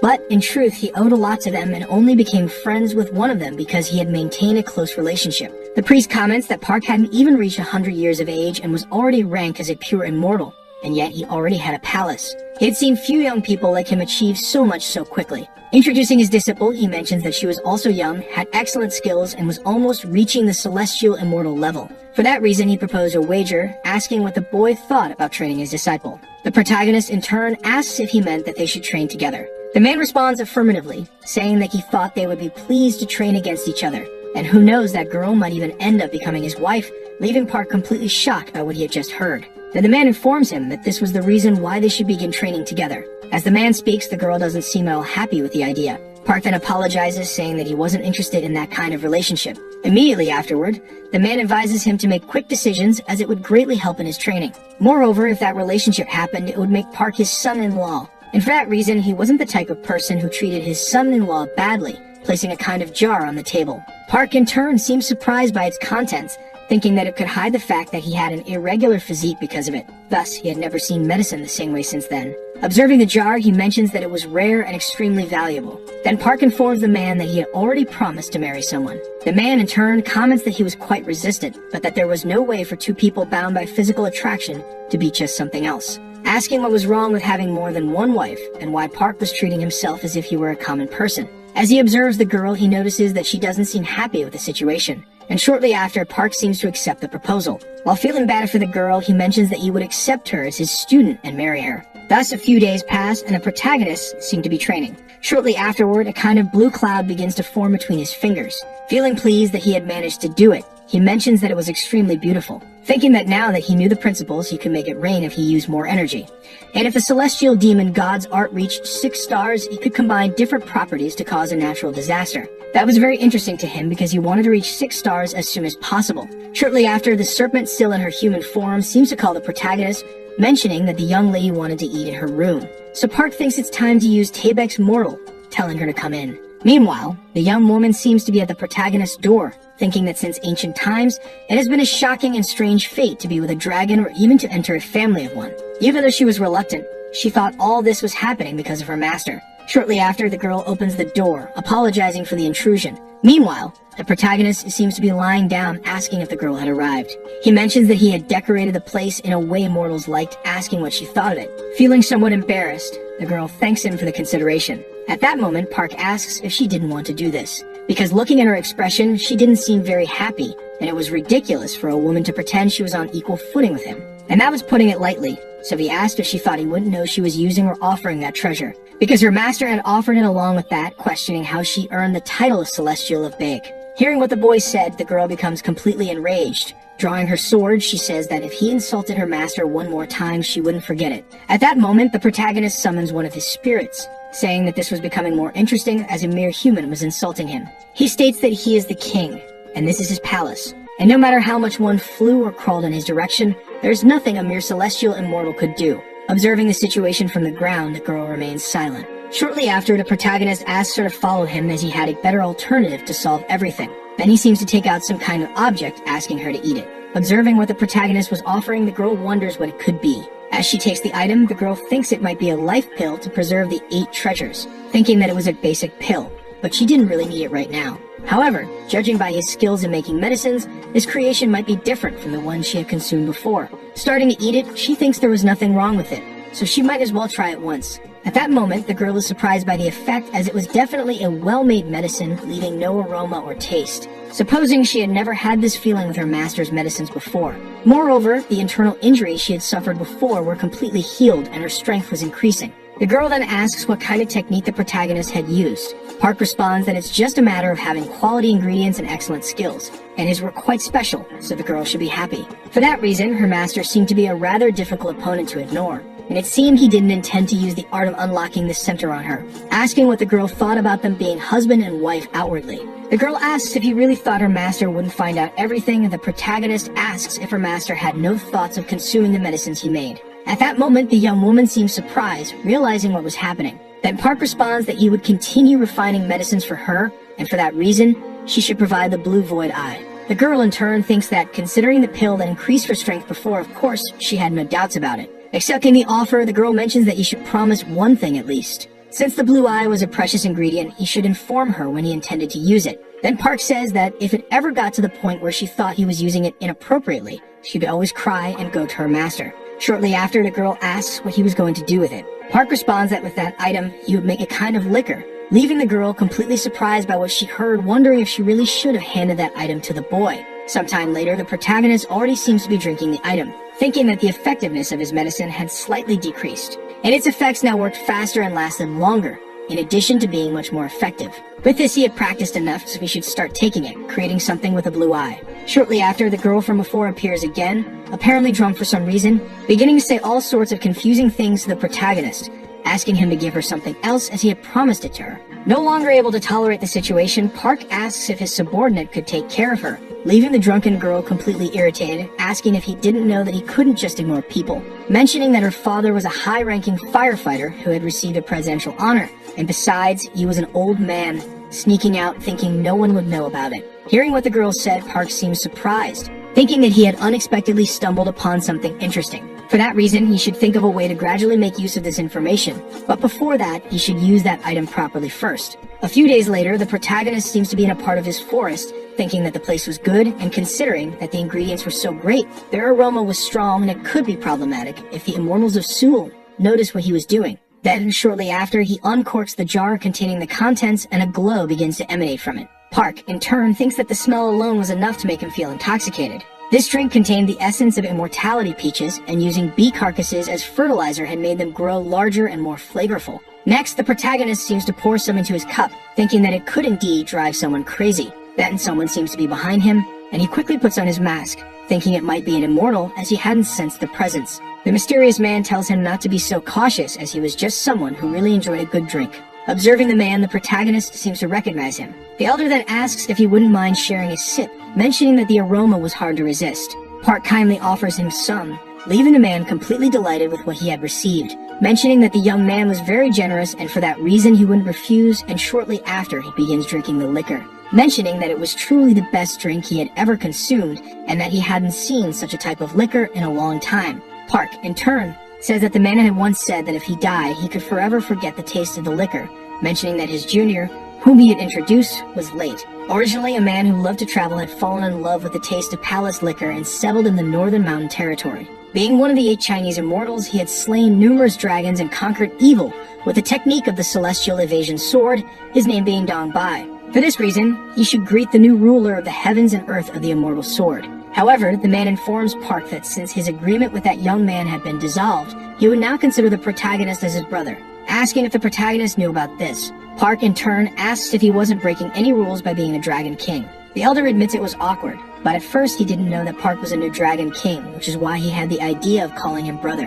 Park in turn says that he should know how precious that liquor was, judging by its aroma, something so graceful it could be the work of a genius or a kind of judgment. At that moment, the elder asks the young man to stop talking, mentioning that he was embarrassed or said he drank a lot, and besides, he couldn't bear hearing those irritating words any longer. Thinking that although it was an agreement created for agricultural purposes, he should decide whether to be rigid or fair. Park in turn comments that he thought his superiors would reprimand him if they heard the man calling him by a higher title. For that reason, they should take some of the liquor and go together to his ancestral sanctuary. The elder responds that if that's how things were, nothing could be better. Thanking the young man for saving his life, he adds that if Park ever needed help, he should feel free to call him at any time. At that moment, Park asks if he could request a favor. The celestial evasion sword technique was a legendary sword spell, with the assistance of an enigmatic immortal named Long who had achieved immense passion for slaying a mnemonic dragon. Although he had only used a single sword, it was an enigmatic technique different from martial arts, that everyone used as their own power, much like the techniques used by those who relied on their human physiques to spread, and they both had earthly bodies and wielded swords. Right after, Park asked the man to teach him the technique of his sword. For that reason, there would be no harm in learning it. 2 days passed after leaving the demon's abode, and in the meantime, a giant creature seemed to be crawling through that place. Inside a house, a boy tells his brother that everything would be fine and that time would heal everything. At that moment, the creature appears in front of the boy, who then begins to charge toward it. With tears on his face, he hugs his brother tightly. Then the protagonist appears, saying that there was a good fertilizer in that place, and shortly after, he attacks the creature, easily defeating it. The boy, watching the situation, is shocked, realizing he was still alive. Park, in turn, says that as a result he gained more fertilizer, but is surprised to find 2 children in that place. Seeming to understand what was happening, he supposes the children were offered as sacrifices, becoming completely enraged by the situation. At that moment, the creature rises again, charging toward the protagonist, warning that it would defeat him first. Shortly after, an explosion occurs, and within seconds, the creature is easily defeated. The boy thinks that no one could save them, and for that reason, they were going to die. But in that same instant, he is surprised as the protagonist stood above the creature, which was utterly shocked, questioning how Park was still alive after it had devoured him. Park begins preparing an attack, starting a series of cuts on the monster, mentioning that this wouldn't happen again. However, the protagonist gives a smile, and shortly after, he activates his special ability, disappearing in seconds and reappearing above the creature. He begins executing another series of cuts on it, seemingly defeating it once and for all. However, the young man still seemed frustrated because the celestial evasion technique was still very complicated for him. For that reason, he didn't expect his senior to train him by pushing him off a cliff. But even so, everything had turned out fine, and since the monsters were gathered and lived in that place, he was really training there. Shortly after, a boy appears, thanking the protagonist. Park, in turn, asks if the 2 of them were from the immortal world. The boy responds that they were, although he hadn't inherited powers, his family had a shamanic language. In the background, a group of people asks who was there. And then, shortly after, the protagonist's spirit attacks them, and Park is standing beside him, coldly observing the situation, thinking about the conversation he had with the boy, who had mentioned that his mother was a shaman and the city, along with its people, had begun offering them as sacrifices since the monsters appeared. After his uncle was devoured, his mother tried to do something, creating iron, but somehow, The soldiers discovered it and invaded, and his mother was brutally murdered. Irritated Park, watching the situation, thinks that she had tried to protect her village. He then places a hand on the boy's shoulder, telling him not to cry and assuring him that he would avenge his family. Returning to the present, the boy is attacking alongside his spirit, performing a series of strikes on the building, mentioning that his spirit seemed more loyal lately, probably realizing the status difference between them now that Park had become a dragon. Moreover, the spirit seemed to get along very well with the bear, much better than expected. Shortly after, the spirit appears with a man in its mouth. Park in turn says he had thought the man was a fairy or some kind of immortal, but it seemed he was just a monster possessing a human body. In addition, they appeared to be a bunch of fools. Angrily, the wolf asks who Park was to come and cause trouble inside his spirit faction's mind. Then Park says he had come to that place seeking retribution for the innocent lives they had taken. However, the man warns that it was probably the shaman who spoke of that, for if she created that thing for their lord, there was nothing that could be done about it. Park wonders if they had a lord, as it seemed they imitated humans and even created their own hierarchy, even possessing the body of a human official, which must have made it easier to manipulate the government along with the public. And they used him to manipulate those children, as if they were mere sacrifices. Then the man starts speaking again, saying that judging by Park's actions, it seemed like he was there to cause trouble, questioning how he planned to do that since his intelligence had already returned to report to his headquarters, and they would definitely tear the protagonist to pieces. With a threatening look, the protagonist demands to be guided to that place, stating that he would see for himself just how strong they were by paying a personal visit. Reluctant, the man asks if Park was in a hurry to die. Sometime later, the protagonist, along with his spirit, is flying toward the predetermined location. Oppressed by the pressures of the immortals, the supernatural beings who had lost their way in China and South Korea gathered in the desolate land of North Korea, forming the spirit faction, which was now led by Mr. Tenga, the White Tiger, who had been asleep for over 1,000 years. The spirit had reached the remarkable level of being an 8th-class divine being, a level of performance among immortals. Above the sky, the protagonist seems to witness some kind of battle, where corpses were being consumed by some animals. Park, in turn, thinks that they weren't just pretending to be human, but were also openly engaging in acts of cannibalism. Preparing a spell, he calls all those animals disgusting, unleashing a spinning tornado toward them, leaving the creature completely disbelieving at what it was seeing. Shortly after, Park commands the release of the wolf, who begs not to be thrown. But even so, without mercy, the wolf is tossed into the tornado. Park, in turn, coldly observes the situation when suddenly an explosion occurs. In the midst of the chaos, a man wonders what's happening, mentioning that it seemed like a very powerful individual was causing the disturbance there. Then the protagonist, in his thoughts, is surprised that the wolf was able to escape from his tornado so easily. Continuing to speak, the wolf is shocked because he assumed Park was just an ordinary individual, daring to address him so casually, and shortly after, he orders his underlings to attack. But in that very moment, a lightning bolt strikes one of them, and as he looks back, all his subordinates are easily defeated. In a matter of seconds, 2 serpents appear before the wolf. Park, in turn, mentions that they must be hungry, so they should use their power that late night, asking them not to keep him waiting long and to finish it quickly. So the video ends here. If you don't want to miss the next part, activate the notification bell, and see you next time on Tov's channel.